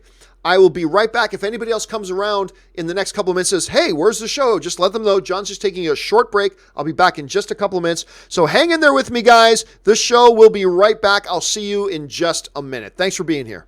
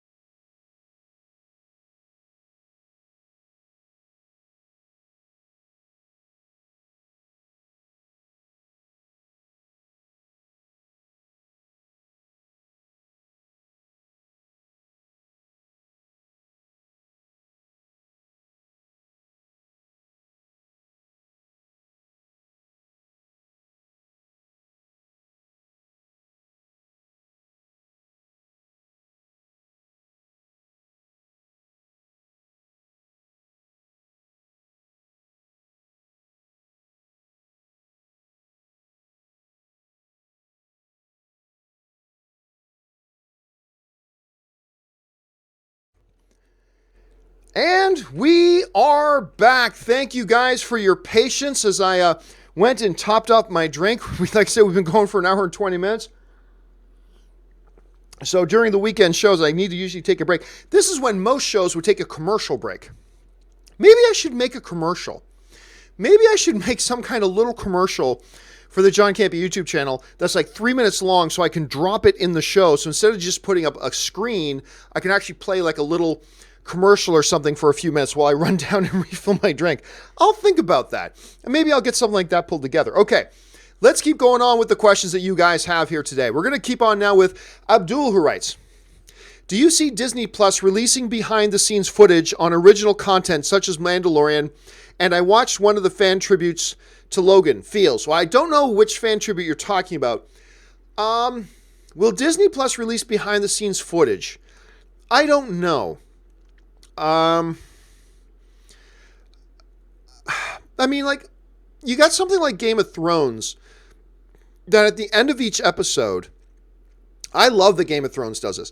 At the end of each episode, they have a little 5-minute thing where they're talking about the making of that episode, and the filmmakers talk, or the showrunners talking about it and what they wanted to do, and that's really interesting.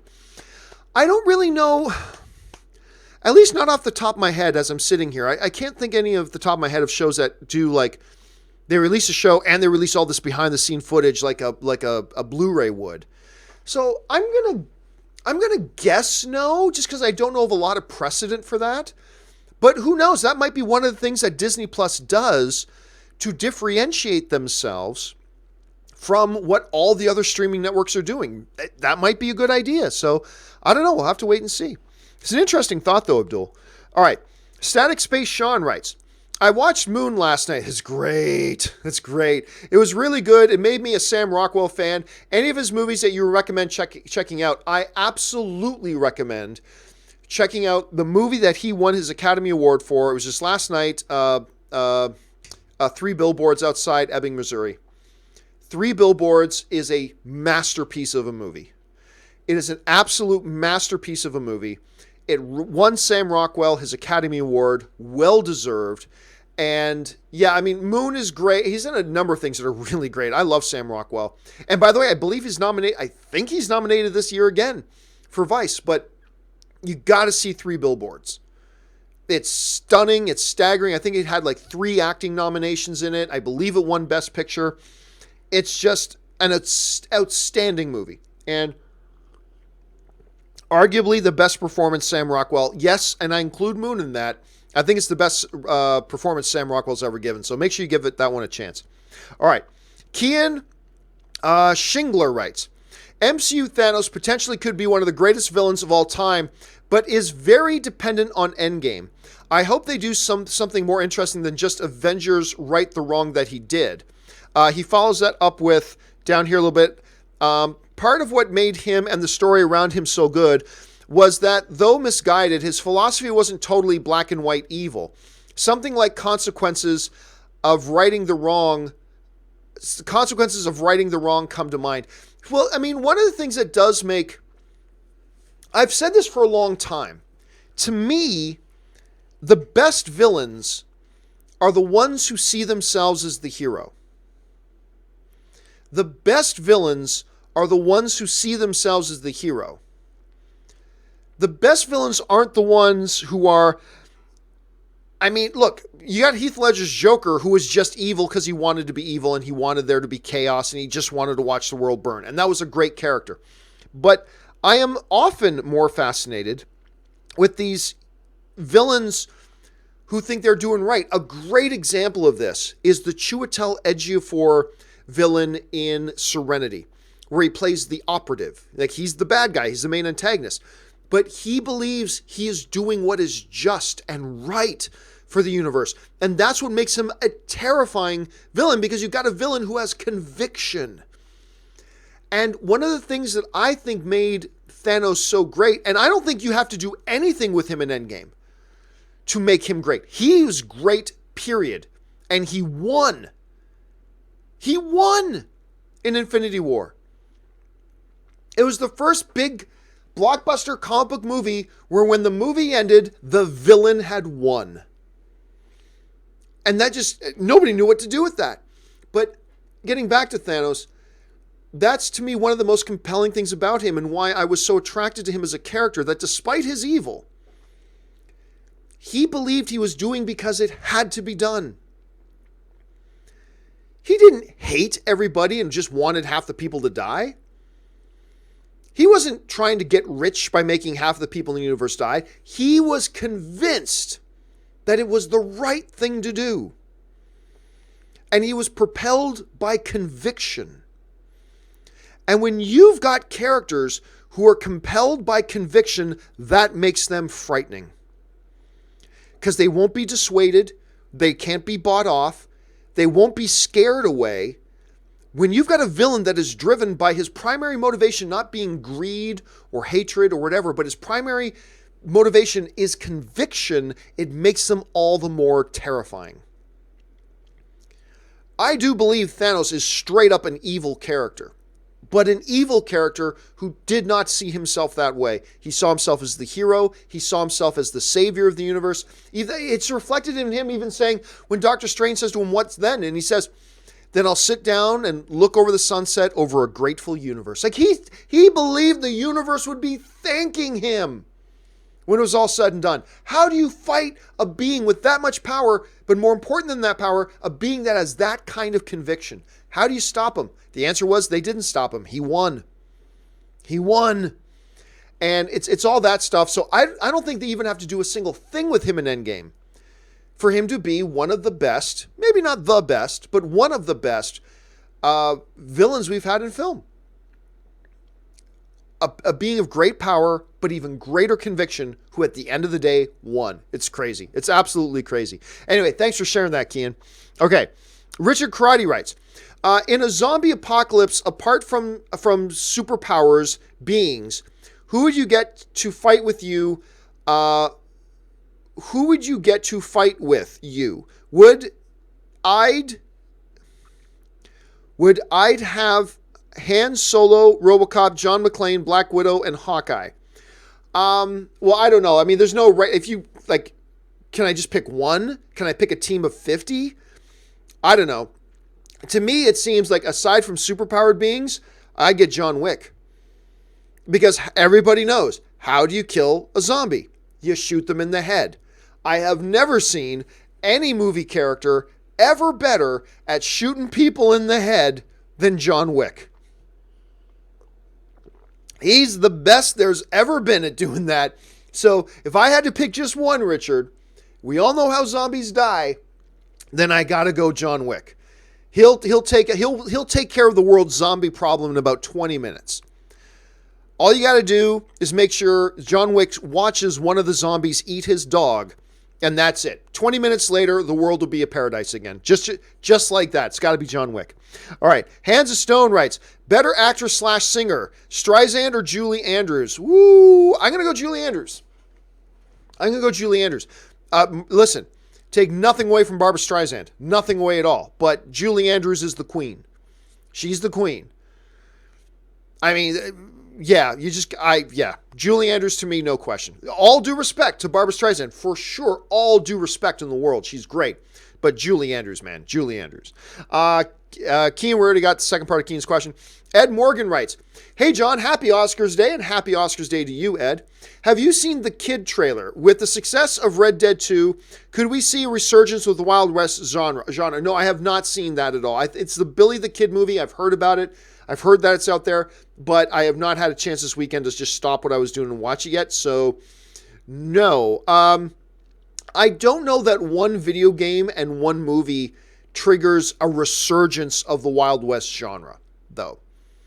It's going to take more than that. It's going to take a lot more than that, because the first Red Dead didn't create a resurgence of the Western genre.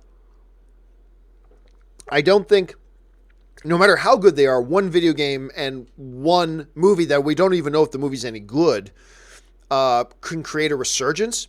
But I'm curious. Look, I've always been a sucker for Western films, a good Western film. I still think 3:10 to Yuma, with the aforementioned Russell Crowe, Christian Bale, Ben Foster, I think that's a tragically underrated film. I love a good Western. But I mean, if Django didn't create a full resurgence of Westerns, I don't know that this will. But who knows? Who knows? We'll have to wait and see. Mark C. writes, does the media not understand that they are making Captain Marvel's situation worse by stirring up anger, or are they just monetizing hate as well? I don't, you have to, here's the thing, Mark. Who is the media? Who is the media that you speak of? Because I don't see anybody stirring a lot of stuff up. Personally, I don't see a lot of, I go to a lot of the major news sites every day. First thing I do when I wake up in the morning, I get online, I look up, I go to the heads of about, the front pages of about 7 or 8 different major news outlets. I just like seeing what's going on in the world when I'm starting my day. That's how I start my day. I've never seen on the front page of these things any big story about this at all. So when you say the media, who are you talking about? I mean, you got to be a little bit more specific, because I haven't once seen any big headline on any of the major news outlets that I read talking about this, like, at all. So I don't know what you're talking about when you say, does the media? Who is the media? I'm not being facetious. I'm honestly asking you, who do you mean when you say that? Who is the media? Your favorite bloggers? Is that who you refer to as the media? Are you referring to CBS News as the media? Are you referring to CNN as the media? Are you referring to routers as the media? Like, I just don't know who or what you mean, because I read a lot of media, and I've never seen anybody have any kind of headlines about the situation one way or the other, like at all. At all. maybe a few minor seventh line down, minor links to something, but I've never seen any of the sites run with this as a major issue, good or bad. So I can't answer that because I just don't know who you're referring to. Anyway, Alexander Kent writes, if there's an Endgame trailer, over or under 30%, it's focused on Thanos. I mean, Brady. Seriously, though, I'm thinking Thanos. Appreciate your show. Thank you so much. I don't know. I'll that it would be focused on Thanos. I'll take the under 30%. I'll take the under 30%.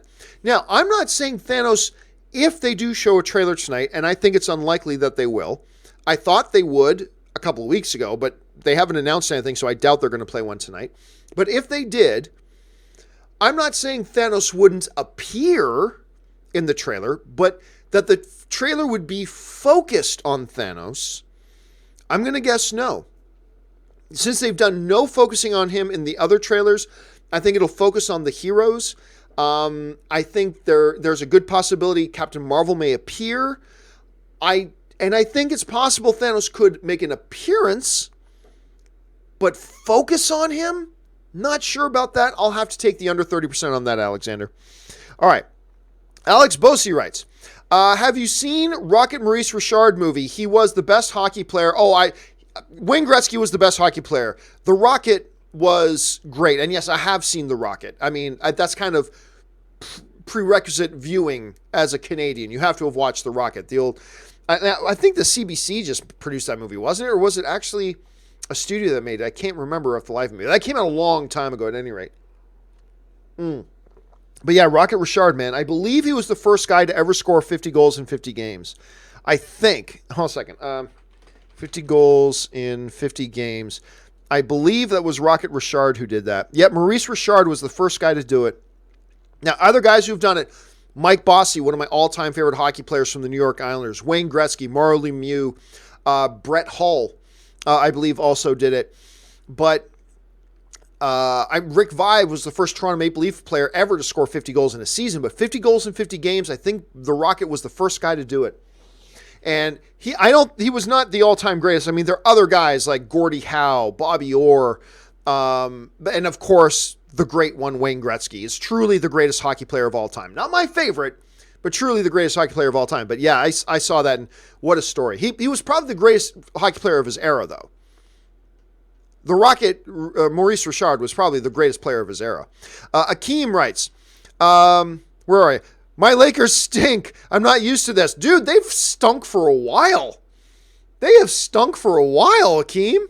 They've been terrible for a while. And I told everybody when LeBron came over, and it was just him, I told everybody, look, you may have the best player in the world, but don't expect them to be some world-moving team. They may make the playoffs, which they hadn't done in years. But don't expect to just add, LeBron James to a truly terrible team. By the way, Lakers were like 9 games over 500 for the first time in years. They were 9 games over 500 when he got injured. And then they went like 8 games under 500 while he was injured. It was crazy. And he's still not back to 100%. And I don't know that he will be for the rest of the season. So I think it'll be a pretty big deal even if they make the playoffs, which they haven't done in years. But yeah, come on, man. Your Lakers have stunk for a while. They've been really, really bad for a while. And they're better this year than they have been in recent years. But next year, you watch. Next year, I think they're a top 5 in the West team. I think they could have been a top 5 in the West team this year had LeBron not got injured. They were certainly on pace, but, have to wait and see. All right, Nicholas Hernandez. Where did he go? There he is. Nicholas Hernandez writes, thoughts on Bob Dylan movie, I'm Not There. Oh, it was creative.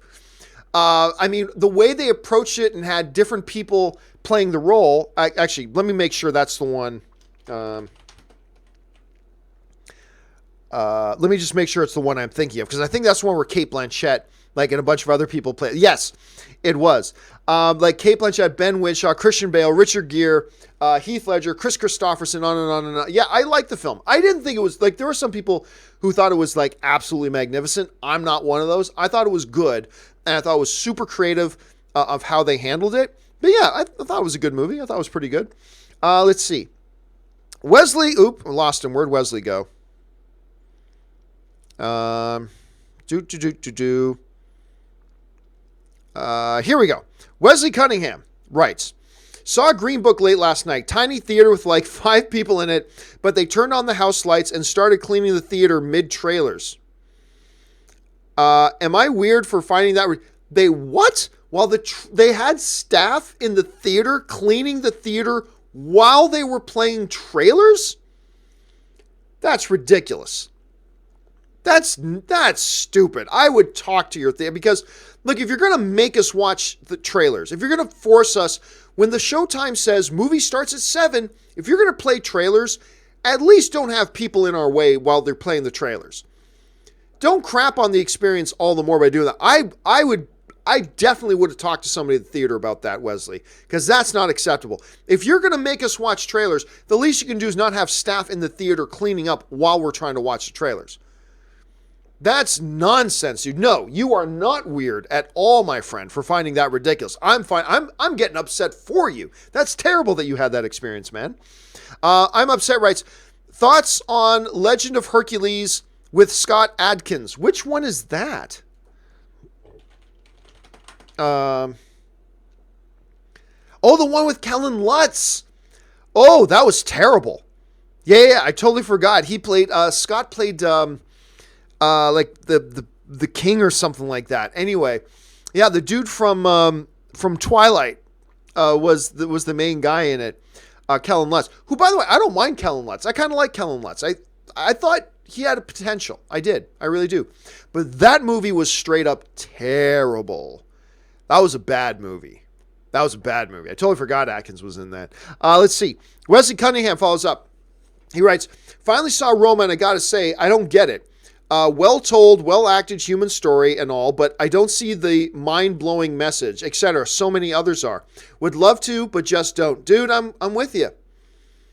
I was so excited to watch it. Alfonso Cuarón is such a good director. And I was really excited to pop it on and watch it. I did not enjoy it at all. Now, you can make a lot of reasons for that. Like, hey, it didn't speak to my experience. Maybe I didn't like it because of this. Maybe I didn't like it because of that. Whatever the reason is, I didn't enjoy that movie. But I still recommend people watch it because everybody else seems to love it. So I tell people, look, I didn't like it, but take that with a grain of salt because everybody else seems to like it. So I encourage you to watch it. And it probably is going to win Best Picture this year. But Wesley, man, preaching to the choir, my brother. Preaching to the choir. I don't see the appeal of it. I just don't. And that's okay. I don't need to see the appeal of it for other people to legitimately like it. And a lot of other people love this film, and that's awesome.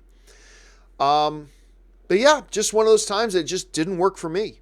And I tried, but it did not work for me. And I guess we're kind of in a very small club, Wesley. You and me, man, in a very small club. Okay. Mason Hawking writes, where's my American Idiot movie, damn it? Yeah, they talked about that for a while, didn't they? It was going to kind of be in the vein of, I don't know if kind of in the vein of The Wall or kind of in the vein of, Pinball or kind of in the vein of something like that, but they talked about it and then I never saw anything transform. Maybe it's still in the planning stages. I've got a feeling at this point though, Mason, it may have just been trashed.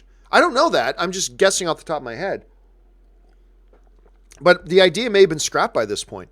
All right. BW Rosa writes, what female singer could do a remake music video of Peter Gabriel's Sledgehammer? In other words, scene by scene with some CGI replacing the scenes. Oh, I don't know. More importantly, BW, I don't care. I really don't know. Any female singer could do it, I guess, as long as they were a good singer. But I'm not really a music guy per se. I don't I'm not a music guy, so I really don't care. But honestly, the answer would be anybody could do. That would really be more about who's producing it and who's directing it. That would be more about that than anything else. But I really don't care. I mean, I love Peter Gabriel, and I'm cool with people covering his songs. But what female singer could do it? Well, any female singer that can sing, I guess. That's the best answer I got at any rate. All right, Benny95 writes, Here in Australia, we have ads play plus trailers before a movie. 3 trailers at 15 minutes and 10 to 15 minutes of ads. I enjoy trailers, but ads should play before they start the session. If it's a 7 p.m. start, it's really 7:30. Ugh. Benny, I have made videos about this in the past. And I'm very lucky right now that I live in a place that doesn't play commercials before a movie. They'll play a lot of trailers, but they won't play commercials. And that's a very good thing. In Canada, they will still play trailers and commercials before a movie. And I'm sorry, but there is no justification for playing commercials before a movie. You tell me the movie starts at 7. You want to play commercials from 6:45 to 7? That's fine. Because you didn't tell me. I'm not paying for before 7 o'clock. I'm paying for 7 o'clock on. And guess what? If you make me pay to come into your theater, you don't get to throw commercials in front of me. You can put commercials in front of me if I'm not paying to be there. That's fine. Like, other than your cable bill, whatever, I'm watching TV shows for free. So if you want to put on commercials to financially support that, hey, fine. I got no reason to complain. I came in here to watch. I'm watching for free, essentially. So, yeah, go ahead. Put on some commercials. That's fine. But everybody knows that once I start paying you, there should not be commercials. Once I pay to come into your movie theater for a showtime that you say starts at 7 p.m., you don't get to show me commercials. I paid to be here. I paid money to be here and in this seat. You don't get to put commercials on when I pay to be in here. And believe me, I've made videos where I've screamed and ranted and raved about this whole thing because I believe that is a totally unacceptable practice. If you say showtime is 7 p.m., then at 7 p.m., you want to show trailers, fine, part of the movie-going experience. But if I'm paying for a movie ticket that says 7 p.m. showtime, at 7 p.m., you lose your right to put on commercials. You want to show commercials from 6:30 to 7, so if I show up 25 minutes early, that's on me. I'm paying for my ticket for a 7 p.m. showtime. So if you want to show commercials before 7 p.m., fine. But once 7 p.m. hits, once that time hits that I have paid for my ticket for, you don't have the right to show me commercials. That BS has got to stop. That's got to stop.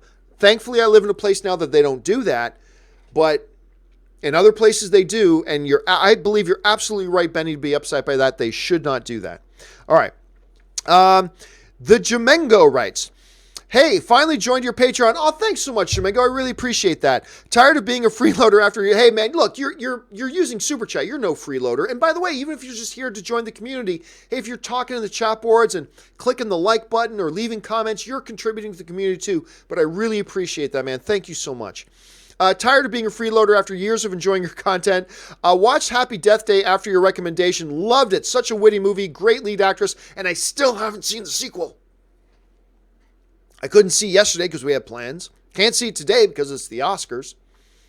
Ann and I are thinking we're finally going to go out and see it tomorrow. Fingers crossed. We're thinking we're finally going to have a chance to run out and go see it tomorrow. But yeah, man, I'm glad you had a chance to watch that original one. I love the original one. I think it's great. It was such a pleasant surprise movie to me that I was not expecting it to be any good. And it's great. And I can't remember the actress's name. Something Roth is her last name. Just charmed me, won me over, and I just thought the movie was great. So I cannot wait to see the sequel. I still can't believe I haven't yet. And again, thank you, Jamengo, for becoming a Patreon supporter. I really appreciate that, man. I appreciate that a lot. All right. Jamengo follows up with, Venom is such an underrated movie. It is not only funny, but also a good movie, in my opinion. Didn't agree with critics on this one. All movies subjective and stuff. Oh, remember, a lot of critics still liked it. I think 3 out of every 10 critics liked it. The minority of them did. Hold a second. Venom, Rotten. I think it came in at 28% or something like that. So maybe 1 out of 29. So about 1 out of every 3 critics liked it. 2 out of every 3 didn't. So we can't say the critics didn't like it because a bunch of them did. Out of 305 reviews counted on Rotten Tomatoes, 88 of them gave it a positive review. So But I agree. I think it deserved more love than that. I think it was a very entertaining film. Now, there are a lot of movies that try to be entertaining and they're not. This is a movie that just tried to be entertaining and, in my opinion, succeeded. It was an entertaining time at the movies. Did it have some weaknesses? Yes, it had some weaknesses. Could it have been better? Yeah, it could have been better. But I thought at the end of the day, Venom was just a really entertaining movie. I do think it's also a little bit underrated. I never thought it would make $800 million at the box office, but it did. It's a massive smash hit. And just kind of flew in the face of everybody who's saying, you can't do a Venom movie without Spider-Man. They did it, and it was a smash hit. So, yeah, I agree, man. All right. Adam Love writes, Roma will win foreign film, but not Best Picture. It's possible. That's totally possible. I don't think it is a 100% guarantee Roma wins, but I think it's clearly the front runner. So another film could win. I'm just saying I'll be a little bit surprised if it does, but it's possible. It's totally possible. Jumengo writes, Hannah Simone is leading the show she wrote herself.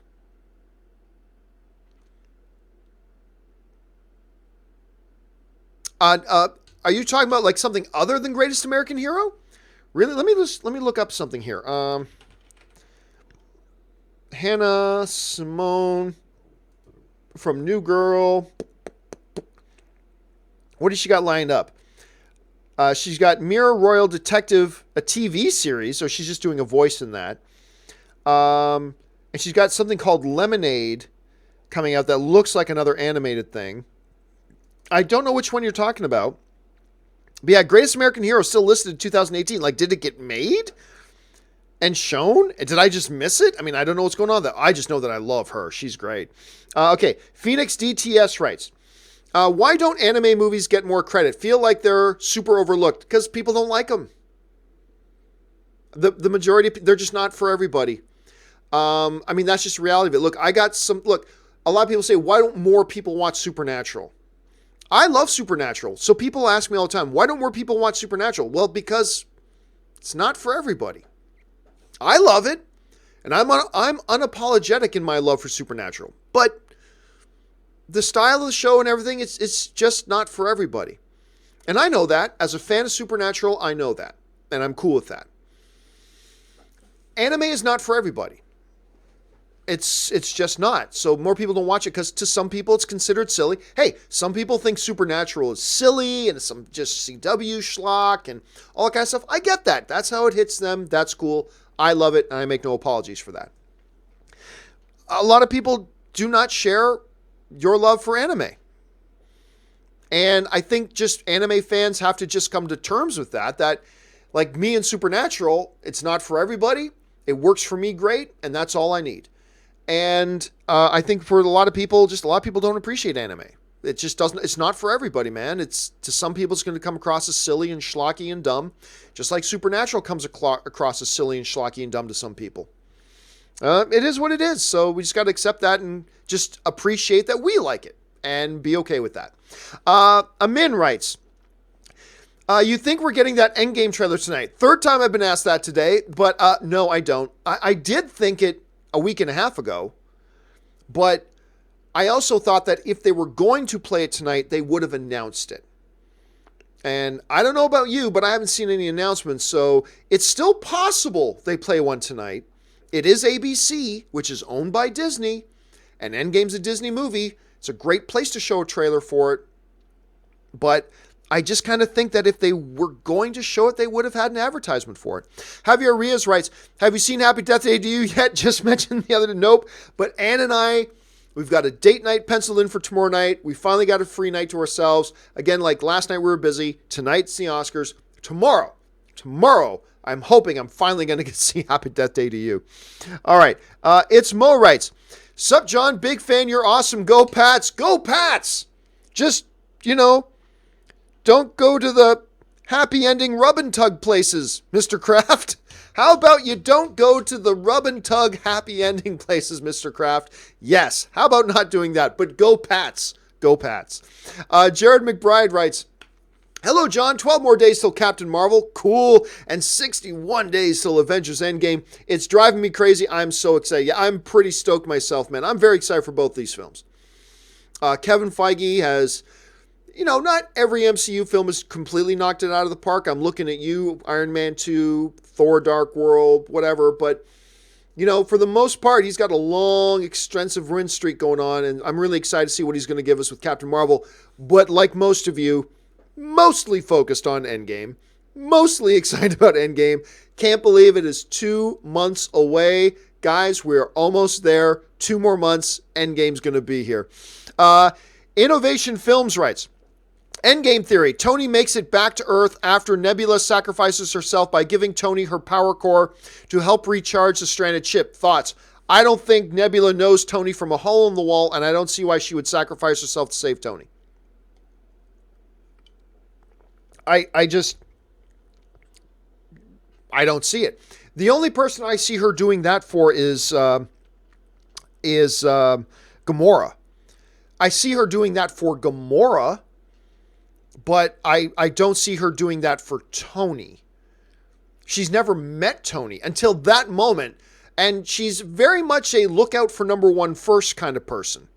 So, I mean, that's certainly a possibility, but I don't see it as being something that's likely. So there's that. Okay, guys, here's what I'm going to do right now. Give me a second here while I bring this up. Okay, so what I'm going to ask now, guys, is for you not to submit, because I got to get ready. I got people coming over tonight for what? What's going on tonight? What's the big thing going on tonight? Oh, yes, the Oscars. I've got people coming over tonight for the Oscars. So what I'm going to ask is, guys, please don't send in any more super chats. If you want to send in another super chat, you got like 15 seconds to do it. Do it, and then I'm not taking any more. So please don't send in any more super chats. I just want to finish off the super chats that have already come in, just because I got to get ready for the festivities tonight. I got a bunch of people coming over for I almost said Super Bowl. I got a bunch of people coming over for Oscars tonight, so I got to get ready for that. Okay. Let's move on. The next comes to us from The Insight, who writes, I can't find Porky's on digital. Really? Really? Hold a second. Now, if you look for Porky's, 1981 classic coming-of-age movie, it'll usually show you where you can get it and watch it. And you know what? I'm looking right now. Let me show you guys what I'm seeing, because I never would have thought this. On IMDb, if you look right here in the top right, Porky's. Now, normally on IMDb, it'll show you, hey, watch it on Vidu, or watch it on Google Play, or watch it on Netflix. It only says, look right here. It says on disc at Amazon. That's the only place you can watch it? You can't watch Porky's? You can't watch Porky's on digital anywhere? Wow. Like, I never would have thought that. I would have thought Porky's would be available almost anywhere, but wow. I wonder why that is. Huh. Thanks for pointing that out, Insight. I did not know that. If you had asked me, hey, do you think you can find Porky's on digital? I was, of course, it's Porky's. It's a classic. Yeah, you're going to be able to find Porky. It's not available. That's weird. I'm sure it will be at some point. It's got to be at some point, but apparently right now it is not. That is odd. All right. Aussie Nerd writes, what do I say to my daughter when she sees Leia dressed in a bikini? Tell her I killed the slug and took it off. Oh, Carrie Fisher comment, right. Tell her I killed the slug and took it off. Carrie was awesome. Carrie Fisher, seriously, she was also ripping hilarious. Like, if you look up online on YouTube, like Carrie Fisher speech, George Lucas tribute, right? There was some big award ceremony where George Lucas was being honored. And Carrie Fisher was there and gave a speech to honor, George Lucas. And her speech was freaking hilarious. She was funny and vivacious and sassy and had loaded to the ears with attitude and funny and witty and insightful. I mean, she was great. She was great, and she was our princess. And, Yeah, man, I still remember how emotional I never met Carrie Fisher. I still remember how emotional I got when she passed away. It was really rough. Ben Rayner writes, John, there's a What If movie starring Daniel Radcliffe and Adam Driver. LOL rom-com came out in 2000. I know that movie. It's a bad movie. Well, you know what? Let me take that back. It has moments. And actually, I thought Daniel Radcliffe himself was actually pretty okay in it. And it was my first time really getting acquainted with Adam Driver at the time. Because I know he really came to prominence with, I think it's Girls, the TV show he was on. I never really watched that much.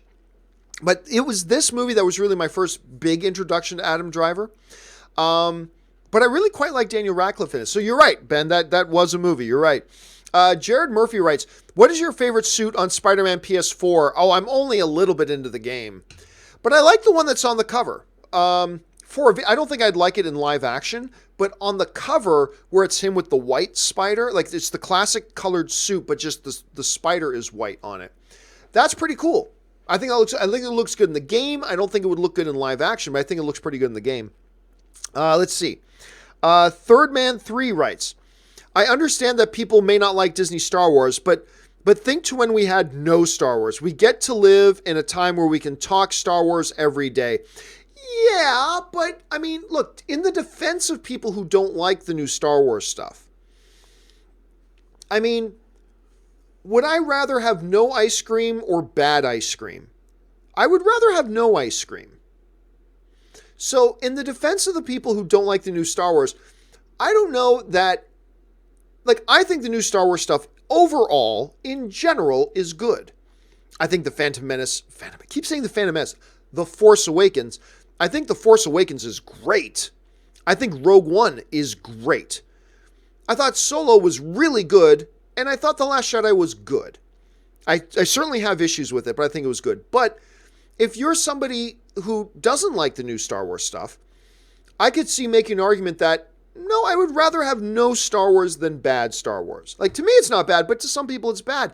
And in their defense, I could totally see why you would take an attitude. Because again, I'm Italian. I love good spaghetti and meatballs.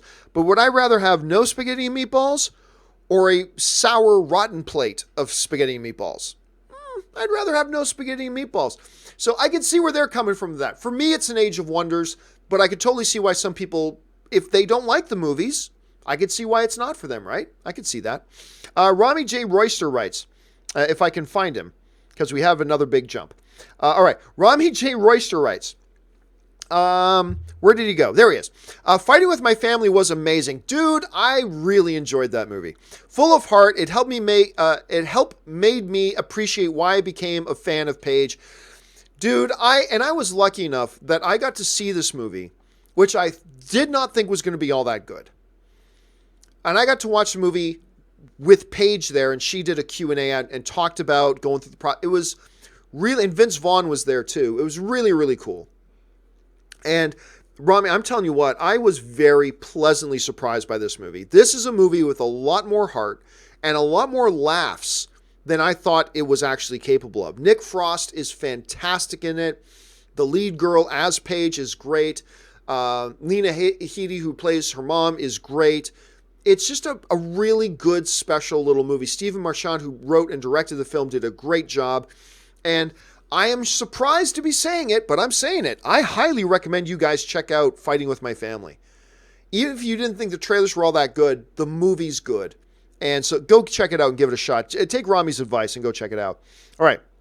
Lord of the Isles writes, I hated The Last Jedi, and especially the Rose character, but the abuse Rian Johnson and Kelly Marie Tran suffered was disgusting. And that's the difference, Lord. You're pointing out the difference. It is totally cool. There is nothing wrong with hating The Last Jedi. If you watch it and you did not like what they did with certain, I hated what they did with the Benicio del Toro character. I hated the whole crate stuff. And I didn't like the way they used the Rose and Finn characters. I didn't. Remember we were talking a little bit about how there are people who love to put words in people's mouths that they never said, right? I have, for instance, constantly said, there is nothing wrong with hating The Last Jedi. If you watch that movie, I get some of my best friends who are major Star Wars fans who did not like The Last Jedi at all. And we talk online about it all the time. But there's nothing wrong, and I've said that a million times, but there's a difference between not liking a movie, expressing that you hated a movie, expressing that you didn't like what they did in the movie. That's all fair game, and that's part of being a film fan. But there's a difference between that and getting involved in abusive behavior. And much like the Captain Marvel stuff, where people are putting words in Brie Larson's mouth that she never said, I come out and say, hey, dude, it's totally cool if you hate The Last Jedi, but there's a difference between that and being a bottom feeder scum sucker who just thinks that gives you to give you license to go out and engage in abusive behavior towards people. That's not cool. And then there are people who then take me saying that and said, John Campea says anybody who doesn't like The Last Jedi is a bottom feeding scum sucker. No. What I said was hating a movie is part of being a film fan. You can hate a movie and hate things about a movie and express you didn't like performances in a movie, express you. There's nothing wrong with that. But there's a difference between that and just flat out going out to engage in abusive behavior to the people who made those films or to people who like those films. That's crossing a line. That has nothing to do with being a film fan. That's just being an asshole. That's just being an asshole. But there are some people who then go, John says anybody who doesn't like Last Jedi is an asshole. No. What I said very clearly was that there's nothing wrong with, there are Star Wars movies I hate. You're allowed to hate a Star Wars movie. It's part of being a film fan. But engaging in purposefully abusive behavior towards the people who made the films or the other people who like those films is not about being a film fan. That's about being an asshole. And encouraging people to act in abusive ways is not being a film fan. That's just being an asshole. Nothing wrong with hating a movie. Nothing wrong. Nothing wrong with that. And clearly, Lord of the Isles, you get it. You hate that movie. And you clearly know there's a difference between hating a movie and thinking it's cool. Oh, let's go and engage in some massively racist tirades and abusive behavior towards the people that you clearly know there's a difference there. Unfortunately, not everybody does know that there's a difference. And I just don't know how to help those people. Anyway, Alex Bosey writes, apparently Jon Favreau made an unofficial Jumanji in space in 2005, and the new Jumanji is Jumanji 4. I heard it on Jack Black channel. Did you know? I have no idea with what it is you're talking about. I do not know anything about that whatsoever. So clearly it's not real. It is not official. If it's not official Jumanji, then it's not a real thing. So I'm not really quite sure what it is we're talking about, unless you're talking about. Hold on a second. If you're talking about the space one, hold on a second. Let me just double check here. Because I know the thing you're talking about, the space one, but is that considered a Jumanji movie? I don't know that it is. Hold on a second. Why am I looking under him as a producer? Let me go over to his director credits here. Zathura.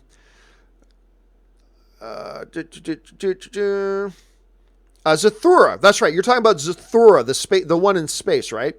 Is that considered a Jumanji movie? Is that considered a Jumanji movie? I can't remember if that's... I don't know that that's considered a Jumanji movie. Anyway, I don't even consider Dwayne Johnson's Jumanji movie Jumanji 2. No, it's just Jumanji. I know they very loosely connected it to the Robin Williams film, but it's not in any practical way a sequel to the Robin Williams movie. So there are some people say, John, Jumanji 3 is coming out next year. No, Jumanji 2 is coming out next year to me. That's what it is. So, but I remember Zathura, I remember that, but I've never saw the connection between that. I don't think that's an official Jumanji movie per se. So that's not how I look at it at any rate. Lord of the Isles writes, has Disney done away with anthology movies? I'm not a fan of the new episodic films, but the two anthologies have been good. Rogue One is by far my favorite Star Wars. The Space Land battle is sweet. I love Rogue One. And I'm really in the minority that I actually prefer the first half of Rogue One over the second half, like the mythology building, the world building, the character development. I really like the first half of Rogue One even better than the second half. And the second half is great. No, I do not think they are done with anthology movies. I think we will get more standalone, outside of the episodic movies, films. I'm not basing that on any insider information. I'm just telling you as a fan, from what I've seen and gathered and from what I'm surmising, I don't think they're done with them. No, we'll get more. And maybe different kinds, whatever. But I think we will continue to get Star Wars movies that are not connected into the main highway of episodic Star Wars movies. So I do believe we're going to get more of those moving forward, and I think that's coming. All right. Run Amok Design writes, no one is talking about Black Panther's costume nomination. I feel at least that's a lock. I'm not sure that's a lock either. So hold on a second, because hold on a second. Oscars 2019 nominations. I remember looking at the where did it go? Hold on a second. Best costume design. Okay. Because you know what? Yeah, Black Panthers is great, but the favorite costume design is sick good. Like, sick good. The costume design, I was not a fan of the Mary Poppins movie, but the costume design in the Mary Poppins movie is sick good. Mary, Queen of Scots, the costume design is sick good. The Ballad of Buster Scruggs, the costume design is sick good. Does Black Panther belong on this list? Absolutely. Yes, Black Panther, absolutely a deserving nominee. Does Black Panther have a good chance at winning this? Absolutely. I think Black Panther has a totally legit shot at winning Best Costume Design. Do I believe it is a 100% lock? No way. No way. Not when The Favorite is nominated. Not when Mary Queen of Scots is nominated. Not when Mary Poppins is nominated. Not when The Ballad of Buster Scruggs is nominated. There's no way I can say it's a 100% lock. I'm not going to be surprised at all if Black Panther wins it, and I'll be totally happy for it if it does win it. Because I believe it has a legit claim, as legitimate a claim to that award tonight as any of the other ones. But to say it's a 100% lock? Oh man, I wouldn't say that. Not unless you haven't seen The Favorite. Like, if you haven't seen The Favorite and you haven't seen Mary Queen of Scots, fine. But if you've seen The Favorite and you've seen Mary Queen of Scots, you know to call it a 100% lock, to call Black Panther a 100% lock is premature at best. It could very well win. I think it's got a good chance to win. But a lock? Ooh, no way. Because I've seen The Favorite, man, and the costuming in that movie is ridiculously good. Ridiculously good. So is Black Panther's, but I can't call any of these films a lock. None of them. I think this is a category that is very much up in the air. Could go Black Panther's way, but it may not. I mean, there's a lot up in the air for this one. Okay, let's see. Where was I? Jason Kelly writes, do you think the Lord of the Rings TV series can live up to the hype? Worth $1 billion budget. Thanks for being a truly decent person. Well, thank you so much, Jason. Can it live up to the hype? Sure, it can. But, I mean, right now, I don't know anything else about the movie or about the show other than it's coming. And it's going to be on Amazon Prime. Amazon Prime has cranked out some great shows. Not the least of which might be one of the best shows on television right now in The Marvelous Mrs. Maisel. That's winning all the Emmys. So, can it live up to the hype? Sure, it can, but right now I know next to nothing about it other than the fact that it's happening. So it could very well fall on its face too, right? But yeah, I'd say definitely it can. And by the way, you're asking if it can live up to the hype. I'm not hearing a whole lot of hype. I'm not hearing a whole lot of hype for it to live up to. Other than we're pretty excited that it's coming, but I mean, I'm not hearing a bunch otherwise. So let's wait to see what kind of stuff we get from this thing, because right now it's way too early to call. Way too early to call. All right. James Wheeler writes, hello, John. First time super chat. Thanks so much, James. Have you ever seen Kenneth Branagh's Henry V? Yes, I have. I'm happy because it just got added to Amazon Prime, which is awesome. I mean, Henry V is kind of the quintessential Kenneth Branagh. Like, remember a while ago we were talking about when I think of Dennis Quaid, I'm going to think of Enemy Mine. Or when you think of this guy, when I think of Russell Crowe, I'm going to think of this, or whatever. I think for a lot of people, when you think of Kenneth Branagh, the quintessential Kenneth Branagh thing is Henry V. That's kind of like, to me, the crown jewel of Kenneth Branagh. And honestly, was the main reason I got excited when I found out that he was directing a Marvel movie, that he was directing Thor. And I think he did a marvelous job directing Thor. So yes, I have seen Henry V. Totally excited about it, and really excited that it got added to Amazon Prime. Okay, last 3 questions right now. Aaron H. writes, just watched Thor Ragnarok again. It may not be the best MCU movie, but it sure is my favorite. Dude, Thor, what Taika Waititi did, coming in and building on what Kenneth Branagh had started, and he took the character, stayed faithful to the character, but evolved the character at the same time. What Taika Waititi did there was magical. Now, I still personally think I prefer the first Thor movie, but I loved Thor Ragnarok. Loved what Taika Waititi did. Made a thoroughly crowd-pleasing, really entertaining time at the theaters. Great action, great humor, character evolution, the whole bit. Some twists and turns and surprises along the way. I thought it was great. And it led into Avengers Infinity War. Because where Thor Ragnarok ends is where Avengers Infinity War begins. And yeah, man, I love that film. You and me both, Aaron. Again, I still think I prefer the first Thor movie, the one directed by Kenneth Branagh, but I love what Taika Waititi did with Ragnarok. I love what he did with Ragnarok. All right, last 2 questions. The Andy X Show writes, new to anime, any series you recommend? Well, my favorite all-time one is Space Battleship Yamato, in North America known as Star Blazers. I love Star Blazers, and if you're not into anime, it's a good thing to start because it's a little bit... There's a lot of Western elements and Western influences, I think, in Space Battleship Yamato, to the point where I think if you're kind of new to anime, that's a good one to start with because it's kind of a baby step, if you will. And then there's a lot of other stuff you can get into. But yeah, to me, the one I always go to and I always recommend people check out is Space Battleship Yamato. And I'm still waiting for a North American Hollywood big budget feature film of it because I think it could be spectacular. Anyway, final question of the day comes to us from Benny95, who writes, Oscars start here at 11 a.m. and I'll be at work. Man, 11 a.m.? Wow, I think they start here at 5 p.m., so about a little under 3 hours from now. So I got a lot of work I got to do to get ready to get the house ready for people coming over. Yeah, it's an odd hour, man.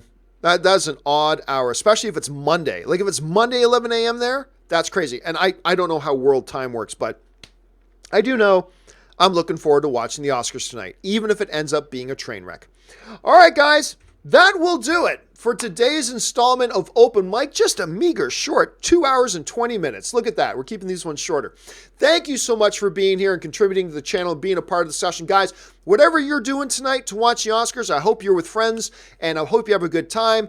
Relax, be safe, enjoy yourself. And of course, you know Robert Meyer Burnett, me and Ashley will be talking about the Oscar results tomorrow. Oh, I should let you guys know, I had announced that we were going to be doing live streaming us watching the Oscars, and I can't do it. What I thought I could set up in order for us to do it, it turns out doesn't work. So we will not be live streaming ourselves watching the Oscars tonight. I should have mentioned that at the beginning of the show. I apologize. But that's not going to be happening tonight, unfortunately. So we'll be talking about the Oscars tomorrow morning on the John Campea Show. Me, Robert, and Ashley. Of course, a whole bunch of other stuff for us to talk about as well. This Sylvester Stallone thing. It looks like John Krasinski is back doing The Quiet Place 2, which we weren't sure was going to happen. A lot of good stuff to talk about tomorrow. Make sure you come back and join us at 9 a.m. Pacific Standard Time tomorrow. That will do it for us for now, guys. Thanks so much for being here and being a part of the stream, guys. I really appreciate it. My name is John Campea, and until next time, bye-bye.